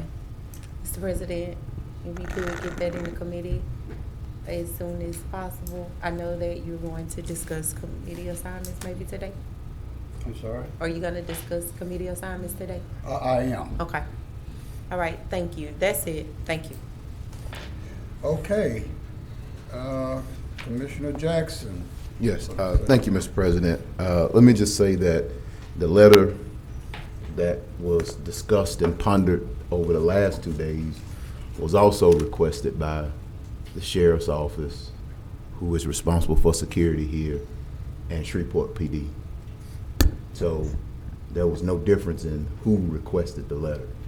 And what I'm not going to allow is for us to pick and choose when we want to remove, expose people from our proceedings.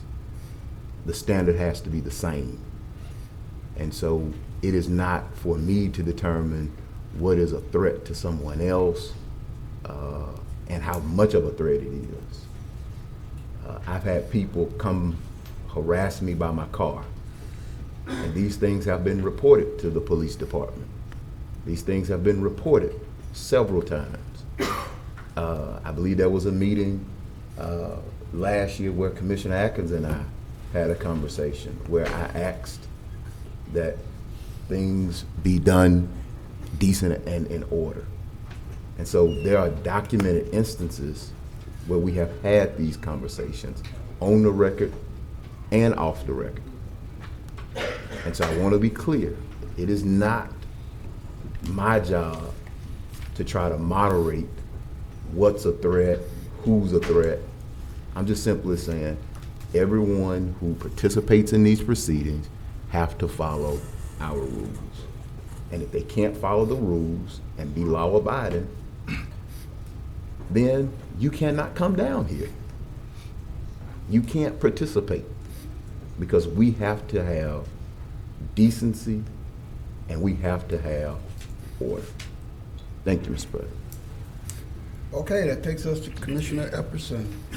I hope I hadn't missed it, but, and I'm not violating the HIPAA Act, but I think Dr. Wilson sent an email about he had a medical procedure today. Has anyone heard an update about how that come out? It went well. Commissioner, I think a text was sent notifying. Ma'am? I think a text had been sent notifying, so I'll get with you offline. Nullifying what? About of the outcome. Oh, okay. All right, I was just wondering how he was doing. Okay, thank you. Okay. Is that the last person in common needs? I mean, communications. So that Committee brings us reports. to President's report. Did you have a President's report today? I do. It'll be my first, and hopefully we can get a couple of things clear. Yeah. Along with the congratulations that you get whenever you become president, you also get heartburns and uncomfortableness whenever you start to assign and populate committees, as I understand. Because some of our commissioners are kind of married to committees, and I can understand why, because they put so much work in them. I have no problem with that. But there appears to be some concern about the new committee assignment, and I'm sure that happens every year we change presidents. I know I've served under 3, and I never was given an opportunity to make a choice on any committee unless, and it was only after I had been assigned to one. No one gave me the opportunity up front to say which one that I served on, what type of experience that you have that would best serve. I was just told that the president assigned them and that's it. You really, that's his prerogative and he can assign whomever he wants. Okay, I can live with that. But that's not my leadership style. My leadership style is normally inclusive. I will ask you first, where do you feel that you best serve? And that is exactly what I did to come up with the members on the committee to the best of my ability. I used 5 criteria. I know I've sent the clerk through some machinations because I'm kind of methodical on things that I do. I set up 5 criteria. I provided each one of you an opportunity, unlike I had over the last 3 years, to give me the top 5 priorities that you had in terms of committee assignments. I prioritized those committees. In terms of the chair, where possible, I tried to place each one of you in a leadership role because I think that it's important that you have an opportunity to serve in those capacities. Because sometimes we build our own fiefdoms and we don't allow any other person in. The last thing I did, those who provided no preference, I actually assigned them at random. I even called them and said, is there anything in particular that you wanted? So I thought I went over and above the normal practice that I'm used to try to get committee assignments. I had 3 objectives: to diversify our committee membership, to spread the leadership opportunity around, and to be effective. Those were the 3 objectives that I had. And finally, if you didn't like where you were, I open it up and say, well, come and talk to me. We can work it out because I want you to be happy with where you are. The second thing on my presidential report is chamber decorum. I'm learning. I've been here now going on 4 years. I try to learn from every president that's there, whether I agree with them or not. I try to back it up by going to the administration or going to the attorney to get some ground rules. If they tell me where it is, whether it's in the charter or whatever, I try to go and read that. In terms of this chamber decorum, it's my understanding that the president has that responsibility to keep it safe and to keep it where it will not offend others who are in the public, because they are here to listen to what we have to say and for us to carry out our work. So I try to be as lenient as possible, but we do need to set up some guidelines, something that I can follow as a president, so that if there's a question that comes up, I can refer to it. So hopefully we will try to get some of that done and put some guidelines in place. The third thing that I have on here, and the final thing, is the letter that was sent out on Commission's letterhead. I wouldn't say it was sent out. Somehow it got leaked out because it was in a rough draft. And if it would have stayed in-house, we would have probably had a decision that it couldn't be sent out anyway until it's voted on, just like we're talking about here. And I only found that out this morning. So it was only a rough draft to try to come up with the language that we needed in order to try to make sure that we don't put ourselves in jeopardy. So I'm glad to know that that based upon Commission letterhead, then those things have to be voted on before it's sent out. So those are the three things that I have on my agenda as far as my report. I appreciate you listening. Mr. Clerk. Thank you. That brings us to a public hearing on zoning ordinances and cases. We have one item today on zoning public hearings, and that is for ordinance number 6299 of 2023 in relation to case 22-28-P. That's an ordinance to amend Volume 2 of the Code of Ordinances of the Parish of Caddo as amended, the Caddo Parish Unified Development Code, by amending the zoning of property located on the east side of Mansfield Road, approximately 2,100 feet south of Keithville Kingston Road, Caddo Parish, Louisiana, from RA, Rural Agricultural Zoning District, to I1, Light Industrial Zoning District, and to otherwise provide with respect thereto in District 11. Okay, the floor is open for public hearing. If there are those who want to speak for or against it, you would come up now.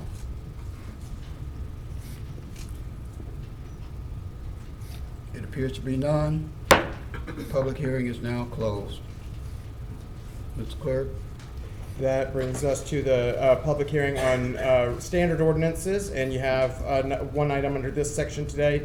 It's a public hearing for ordinance number 6300 of 2023, an ordinance amending the budget of estimated revenues for the American Rescue Plan Fund to provide an appropriation for the Ring Doorbell program in Caddo Parish and otherwise provide with respect thereto. The floor is now open for the public hearing.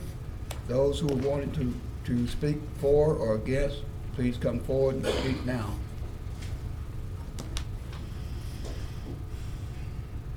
It appears to be none. The public hearing is now closed on 6300. Okay, that brings us to zoning ordinances for final passage. Mr. And Chairman. the ordinance that you just had a public hearing on, Mr. Chairman. ordinance number 6299. One moment, Joe. Excuse me, Commissioner Jackson. I'll make a motion and then I'll explain it later. I'd like to make a motion to suspend the rules to have a public hearing on ordinance number 6264 at this time. If I can get a second, boy, I can explain why. Okay, there's a motion by Commissioner, you're not on the board unless something is. I don't know why I can't make motions from my thing. I don't know why I can't. I just have to. Okay, Commissioner Clark, y'all need to look into that, because I'm trying to go by this board. Right. And, So- but I understand Commissioner Jackson made a motion and Commissioner Young had a second on that. Yes. Okay, let's vote. Well, Comment? Well, and I don't know if it's needed, but I want to check with legal and the clerk is that if I see plans are being added, do we need to do public hearings on those plans before we ever get to final adoption? If you were the first plan that was on your original agenda, no. If you're Right. going to substitute an additional plan or something like that, it would be my recommendation that you would allow it to lay over, so that you can make sure that you have had the requisite public hearings on it. Can we do a public hearing today? Open it up today for public hearing? You can do it, but you still need another one because the one today was not advertised. Okay, well, I guess that should have really been a point of clarification. I will withdraw my motion at this time, and I guess we'll deal with it when we get to it. So I'm good. I withdraw my motion. Withdraw your motion for what? For suspending the rules to open it up for public hearing. Okay. Thank you. All right, that be the case then. So that brings us back to the agenda where we were, which was zoning ordinances for final passage. The item that you have to consider today is ordinance number 6299. That's in relation to case 22-28-P. That's an ordinance to amend volume 2 of the Code of Ordinances of the Parish of Caddo, as amended the Caddo Parish Unified Development Code by amending the zoning of property located on the east side of Mansfield Road, approximately 2,100 feet south of Keithville Kingston Road in Caddo Parish, Louisiana, from RA Rural Agricultural Zoning District to I-1 Light Industrial Zoning District, and to otherwise provide with respect thereto. Okay, it's been motioned by Commissioner Ed Lazarus and seconded by Commissioner Jackson. We can vote. Please vote.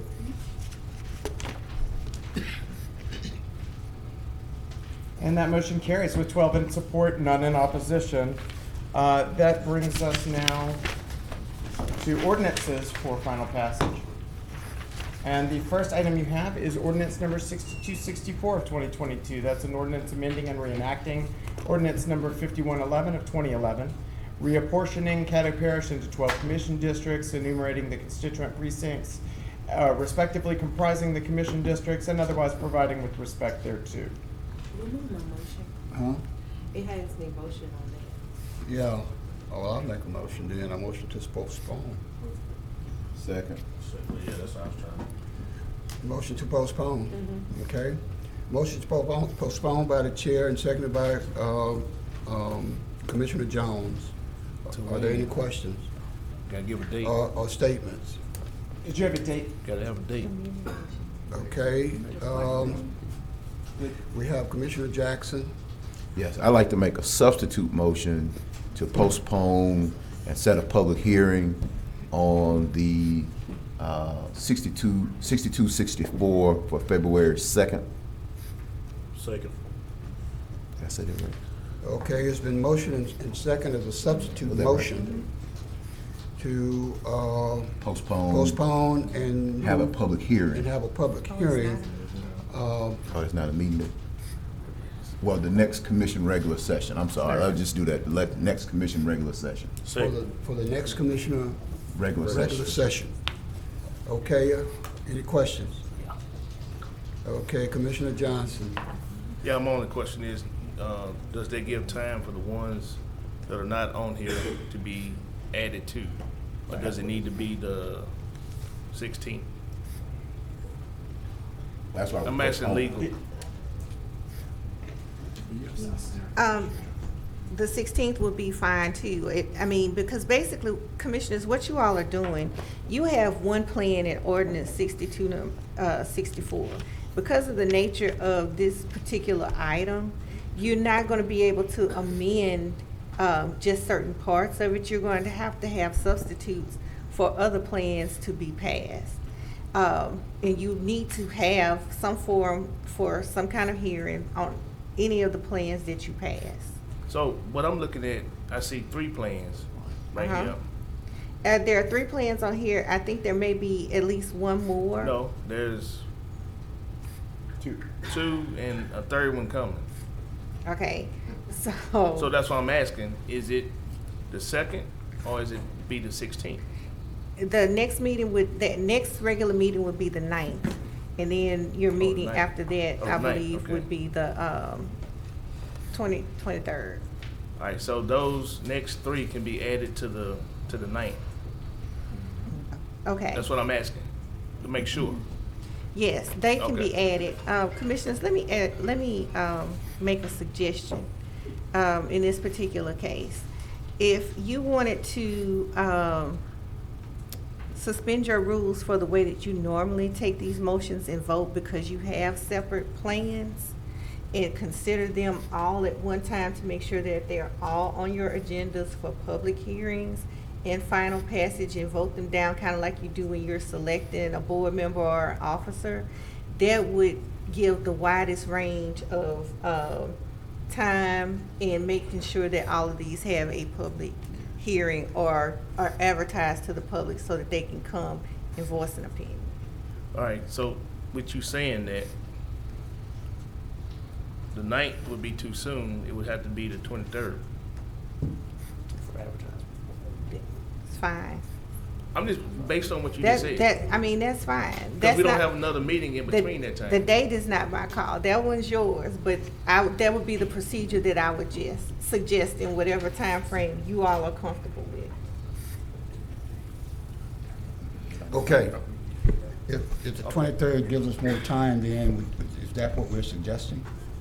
I'm either suggesting that or we have a special meeting that you have a public hearing on.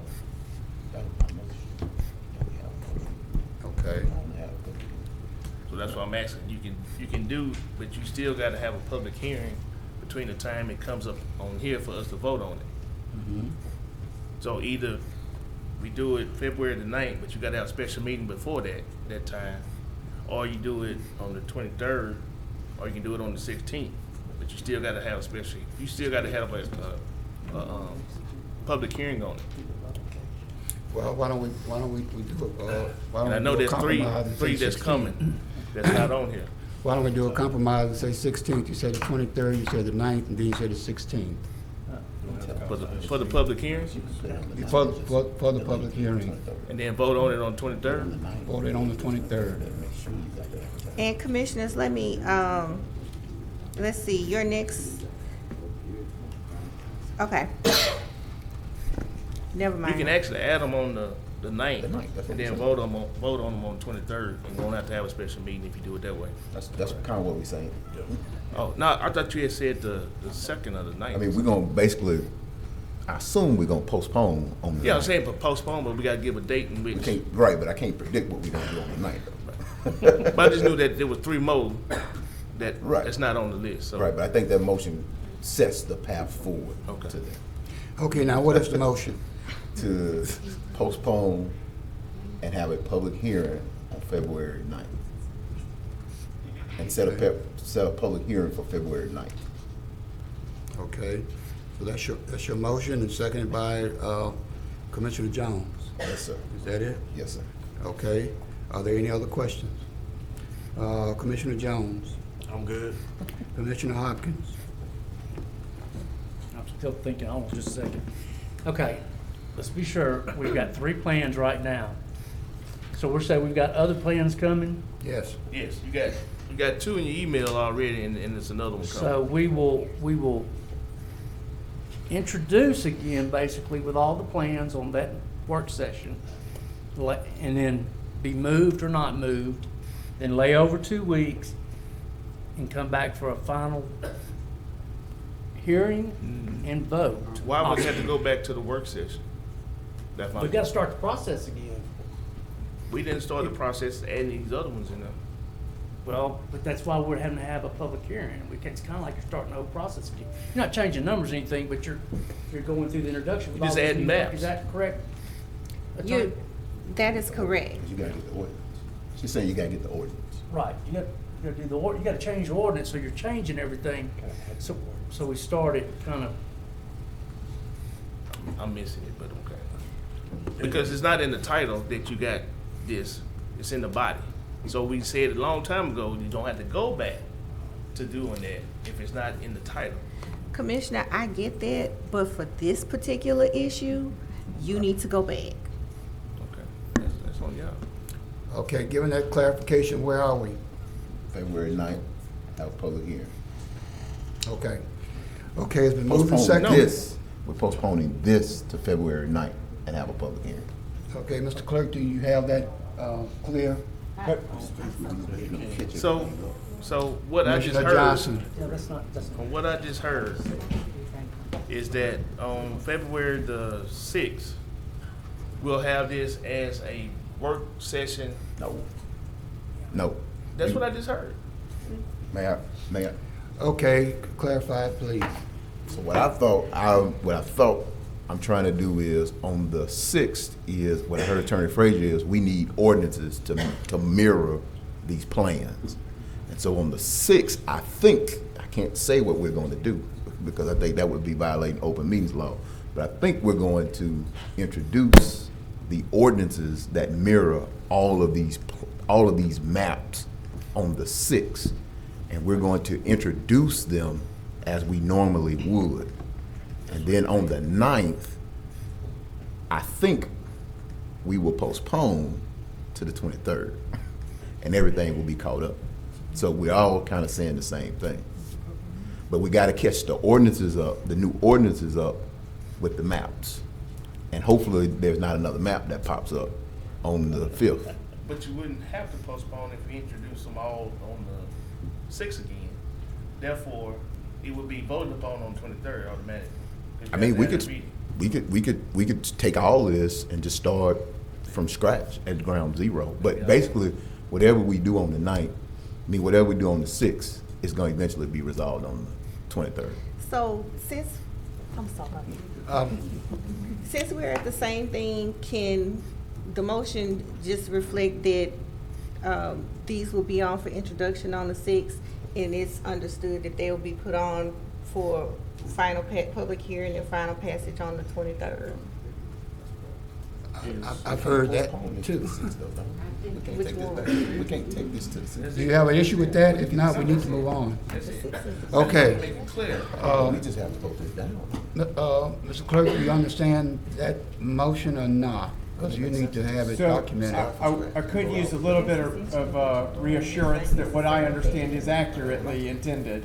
But what I believe I have is postponing ordinance number 6264 and having a public hearing for that on February 9th meeting. Contextually, in addition to that, there will be a series of additional ordinances that will likely be introduced in the February 6th work session that would then be noticed and have public hearings set for them along the standard timeline, which would be the February 23rd meeting. Okay. Am I capturing that correctly? Okay, before we go further, we probably need to suspend the rules to allow Mr. Floyd, who is our demographer, because he has some comments. What if I'm out of the country for the month of February? But anyway. Well, hold on. We have to suspend the rules, Yeah, no problem. in order for you to speak at this Okay. juncture. Motion, and second by the Vice President, to suspend the rules. All in favor?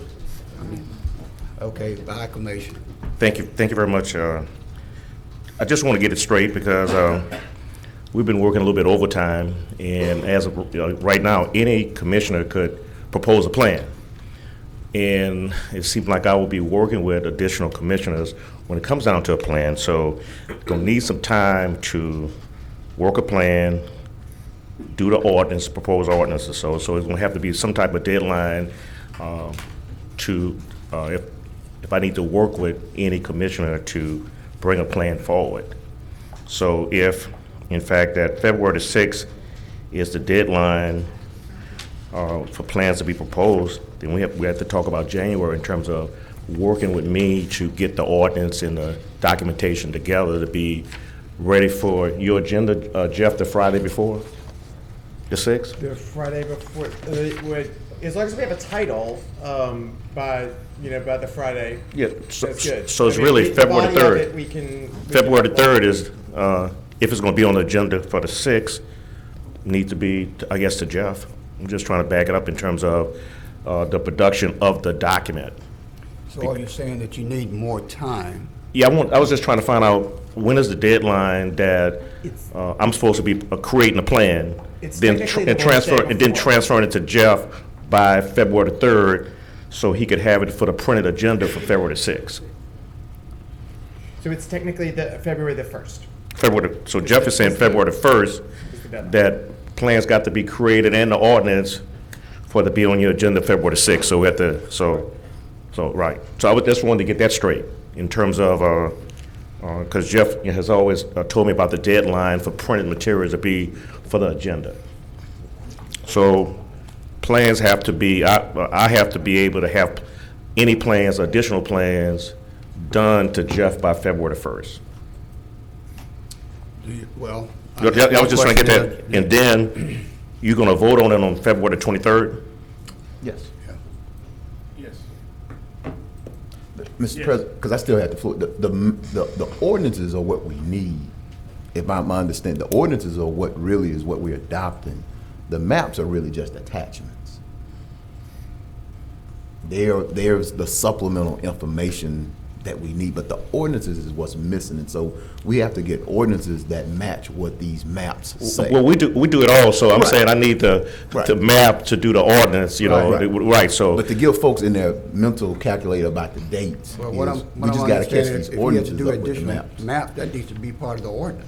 All that, yeah, I'm 100%, you know, it goes together, the same thing. Map and ordinance go together, and also the additional documentation and population summary, for verification and each precinct.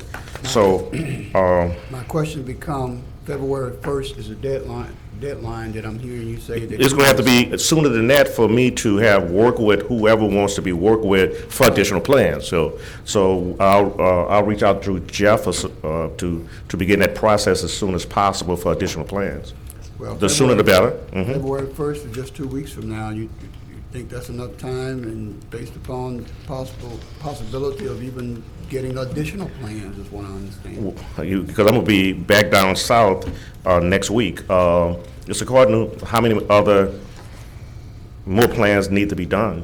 So I'll make some time to be available to work on it. All right. Okay, so, all right, so at least I want to make sure everybody that's gonna do additional plans, let's begin the process and to start. In fact, I'm gonna meet with somebody after the meeting today to talk about a plan, okay?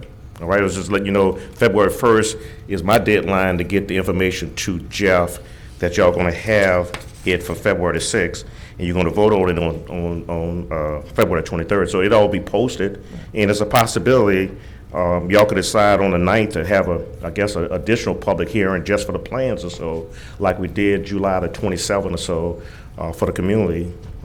You know, I always like public hearings before, because when you have the public hearing for adoption, then people know you're not going to change the plan because you're there voting there. So I like to, you know, we'll work toward having a public hearing maybe the week of the 13th with all the plans, because they would be out there publicly.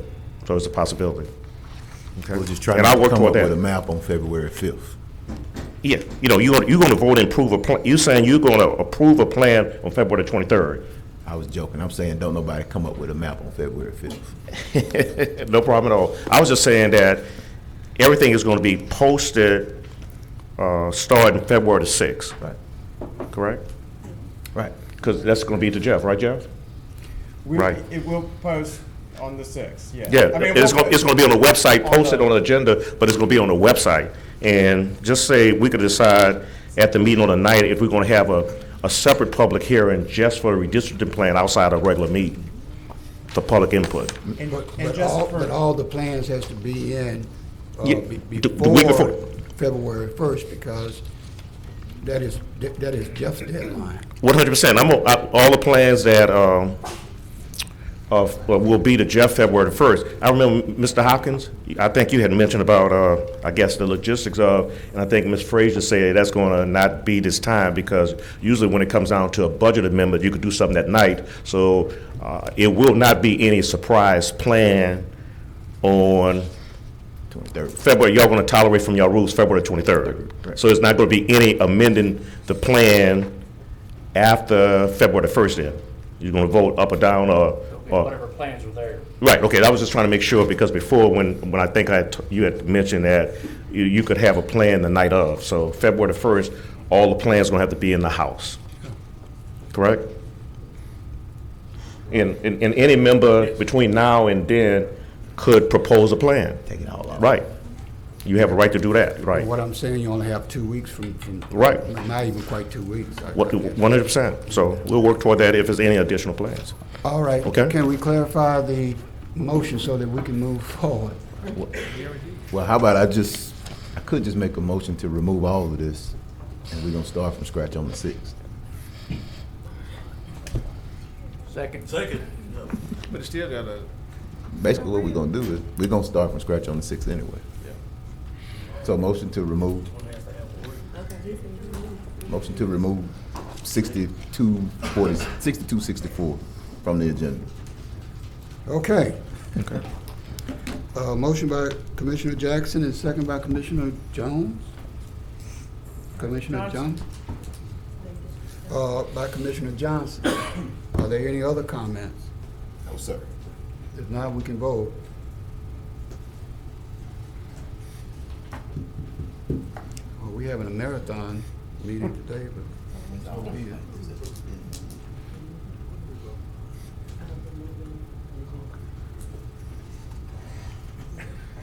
And that motion carries with 12 in support, none in opposition. Thank you, by the way, that will make it much more consistent for record keeping. And ordinance number 6300 of 2023 is your next item. It is an ordinance amending the budget of estimated revenues for the American Rescue Plan Fund to provide an appropriation for Ring Doorbell Program in Caddo Parish and otherwise provide with respect thereto. Okay, motion by Commissioner Gage Watts and seconded by Commissioner Jones. Are there any questions or comments? I have a brief one, Mr. President. Okay, you're on the board here. Thank you. Commissioners, as many of you are aware, I'm sure all of you, that this program has made a significant impact in helping to make our communities safer for all.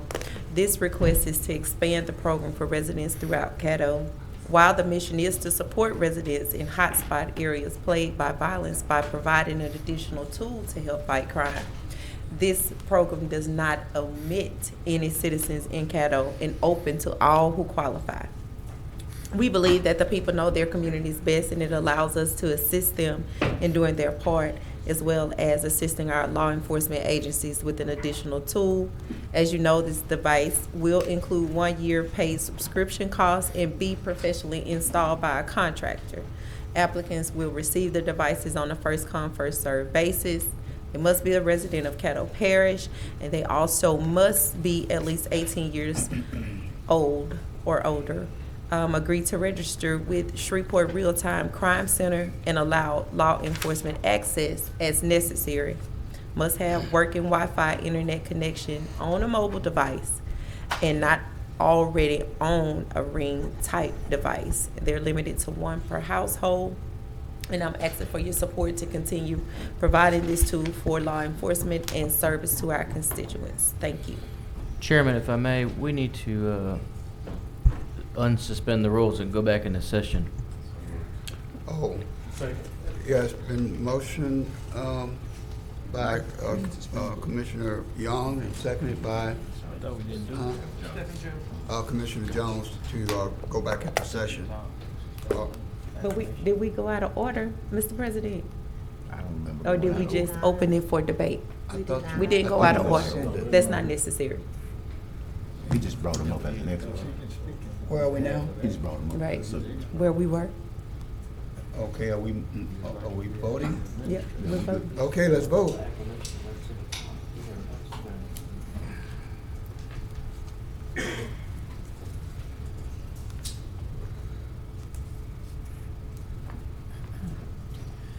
Okay, that motion carries with 11 in support, none in opposition, and 1 absent. That brings us to zoning ordinances for introduction by title.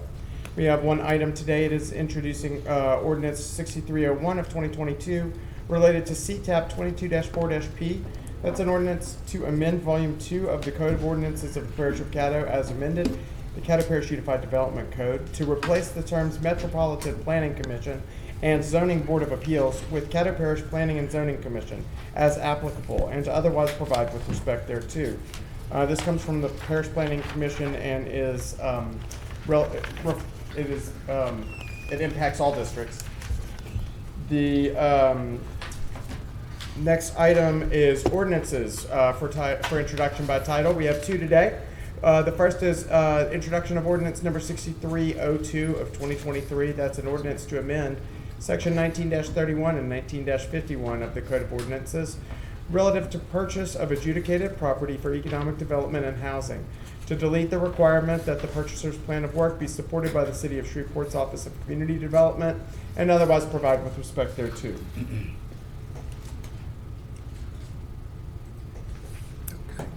And I'm sorry, the next item is the introduction of ordinance 6304 of 2023, an ordinance providing for the incurring of debt and issuance of $20 million of General Obligation Funds, Series 2023 of Caddo Parish, Louisiana, and providing for other matters in connection therewith.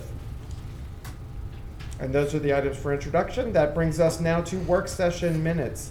And you have attached the work session minutes from the January 17th session. Okay, can I hear a motion and second? Commissioner Stormy Gage? Stormy Gage Watts, and seconded by Commissioner Johnson. Can we vote? Please vote.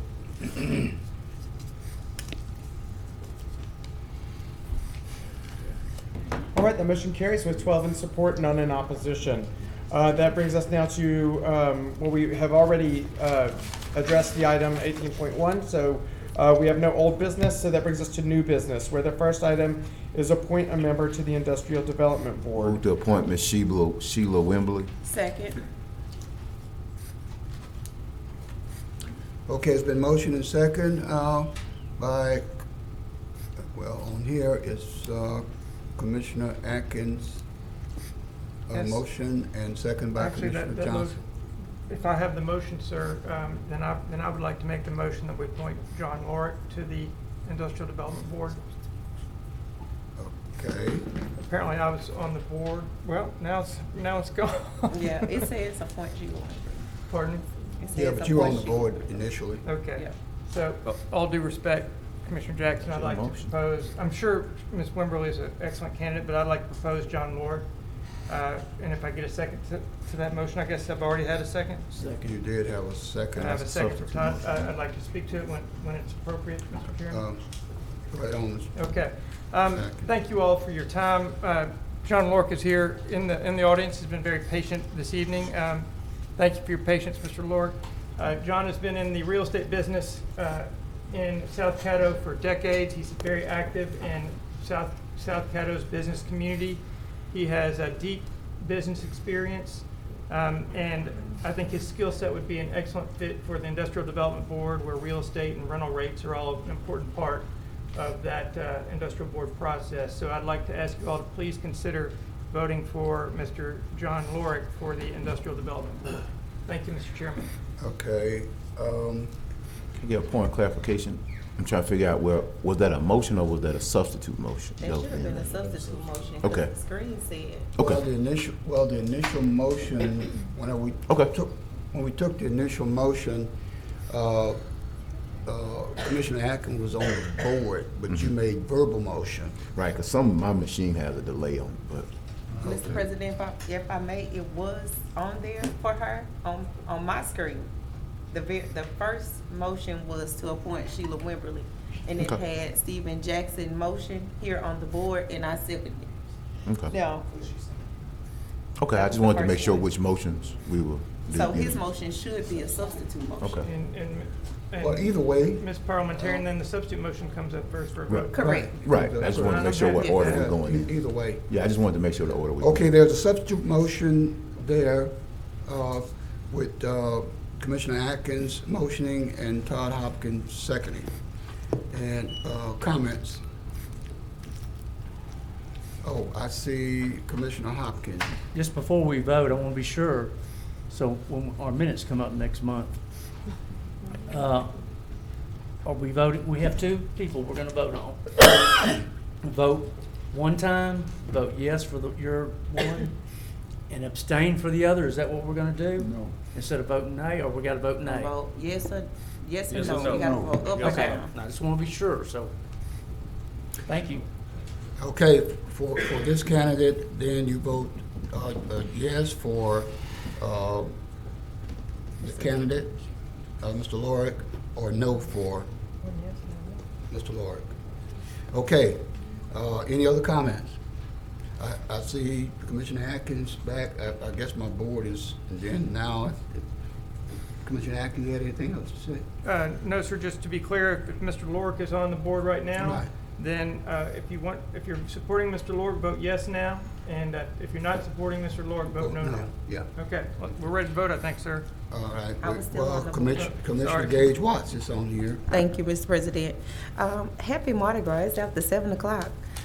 So I don't know what time we're gonna eat, but I just wanted to add that Sheila has been active in Caddo for over 20 years, and she volunteers her valuable time in numerous committees. She is civic and professionally involved, very socially endowed. She's invested in our communities, articulate and knowledgeable, and has the passion to help advocate for economic growth in Caddo Parish. So I'm asking for your support for this appointment to the ID Board for Ms. Sheila Wimberly. Thank you, Commissioners. Commissioner Chavez. Thank you, President. I want to thank both of these applicants. Looking at their resume, both have very good education. The reason that I'll be voting for Mr. Lorick on this specific board is because the Industrial Development Board, who manages property of ours and like the General Motors plant that we're currently dealing with IRG and trying to get big business in town, I think Mr. Lorick would have a better fit in this specific board. And I'm friends with both Ms. Wimberly and Mr. Lorick, and I think they're both assets to the community. I just think for this very specific board, a real estate business-minded person is going to be the better choice. So I'll be voting for Mr. Lorick. Thank you, President. Commissioner Jackson. Call for the question. Second. The question has been called. Okay, it's been moved in second. Commissioner Jackson and Commissioner Gage Watts. Are there any comments? None. Let's vote, please. Voting for call for the question, sir? Yes. Correct. Call for the question.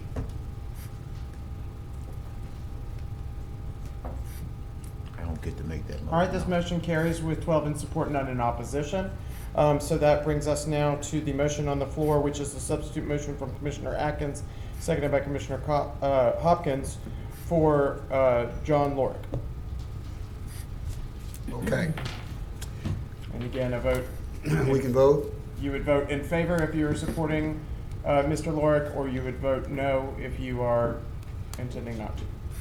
Let's vote.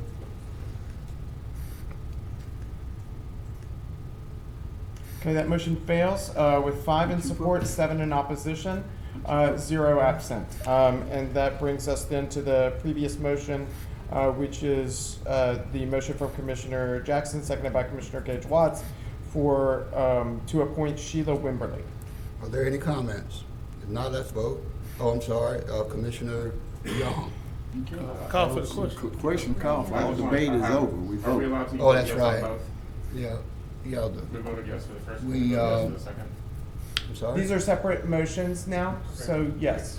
So he can speak. Yes, your vote on the last vote does not preclude your action on this. These are separate motions. One was a substitute motion that's now failed. This is another motion that is on the table before you. Oh, okay. Commissioner Young? That was my question. Okay. All right, let's vote.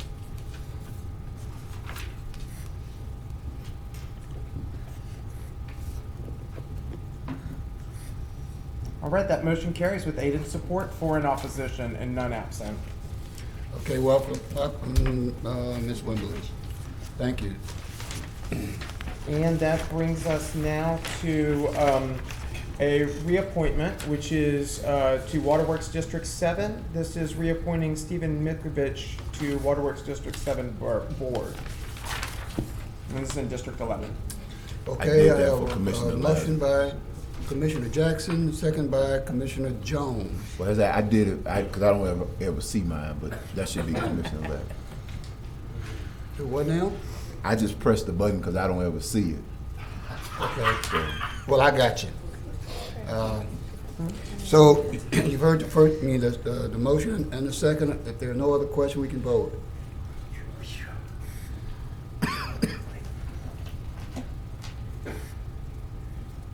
That motion carries with 12 in support, none in opposition. And that brings us to 20.3, which is a discussion of crime lab funding from Commissioner Epperson.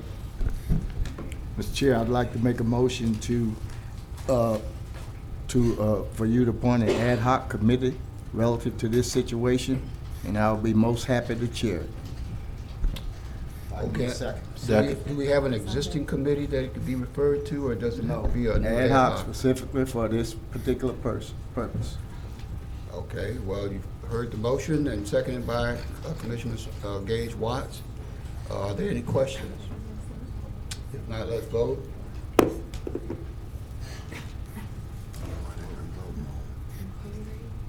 All right, and that motion carries with 12 in support, none in opposition. And that brings us to the next item, requesting Personnel Policy Committee to review and make recommendations regarding bylaw amendments to include procedures for selection and voting of interim commissioners. Okay, motion by Commissioner Epperson, seconded by Commissioner Jones. Mr. Chair, I'd like to make a motion to englobo 20.4 and 20.5 and remand both of those to the Personnel Policies Committee, whereas we can have discussion relative to bylaws changes. Second. Okay, it's been motioned by Commissioner Epperson, and I still have Commissioner Jones on here, but I guess it doesn't matter. That's fine. Okay, are there any questions? Commissioner Lazarus? I was gonna do the same thing. Okay, let's vote, please. That's Commissioner Lazarus' core competency. And there we go. That motion carries with 12 in support, none in opposition, and brings us to communicating reports. Second. Okay, get on the board. Commissioner Epperson. Yes, sir. In reference to the situation on the two agenda additions, you know, it just basically failed to communicate.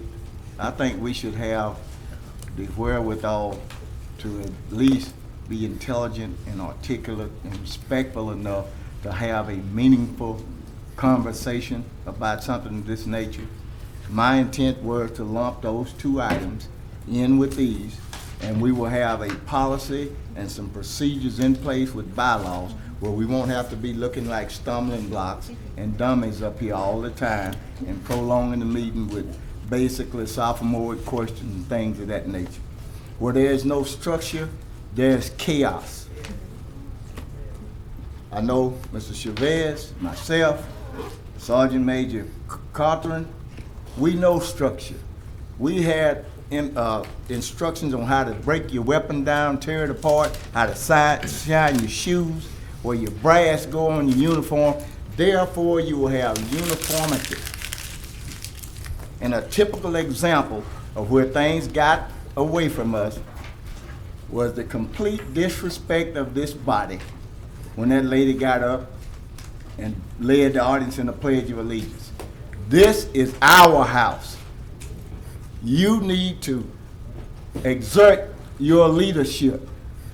And if you don't have policies and procedures in place, you are going to have chaos and you're going to look like a clown circus. That's all I have. Thank you. Okay, anybody else for communications?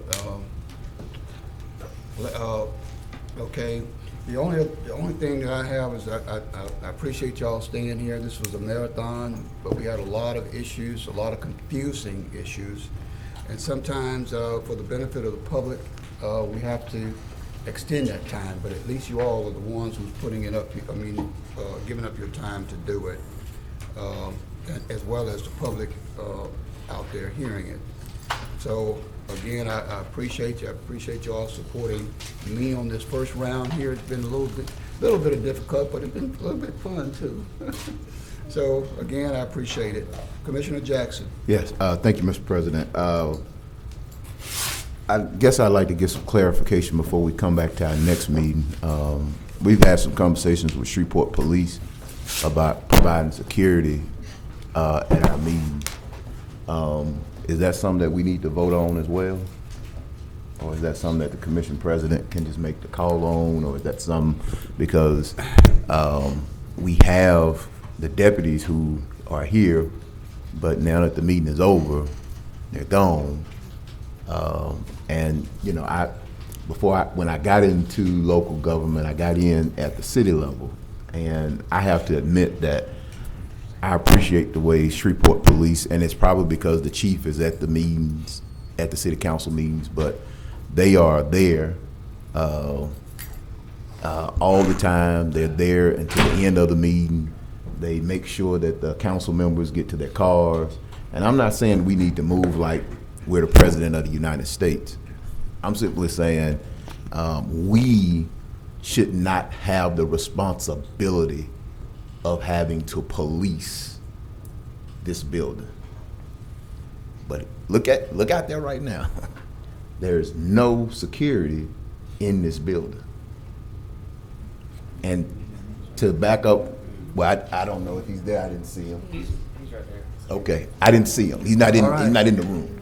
He's But- looking out for us over there. Okay, I'm sorry, I didn't see him, I apologize. But I just think that we have to have some level of confidence when we're moving around in these spaces. And if it requires us to contract or whatever with the police department, the sheriff's department, the city marshal, I think that is warranted. So if somebody could give some guidance so that we can know how to move forward on that before we get to the next meeting. Well, I had some comments. I mean, I had some dialogue with the administration and with the attorney. And as we were putting things in place, we had to do them in order. Right, absolutely. So based upon that, I'm not as concerned now as I was before that we would have an incident before we get these things in place. So that if we do it in order, then it would be in concrete. We will have gone to the committee, brought back the recommendation, do the ordinances, it's in law. Right. Or in policy. Then I think we'll have something that we can work with. Because we don't need that. I've had to deal with this situation. Right. People actually attacking me out there. And right, we're essentially policing ourselves. yeah, that's basically what we're doing. You have a comment? Yes, sir. Commissioners, as you know, we have security outside the chambers. We are working to expand to have security within the chambers. We feel that the budget that we have could cover the expansion of our contract to cover also inside the chamber. And at the same time, it'll give an opportunity to put some things in place. Yes, sir. Okay. All right, any other comments, Commissioner Jones? Mr. Clerk, do we have any citizen comments? We do not. Move to adjourn. Okay. All righty then. And one thing, okay.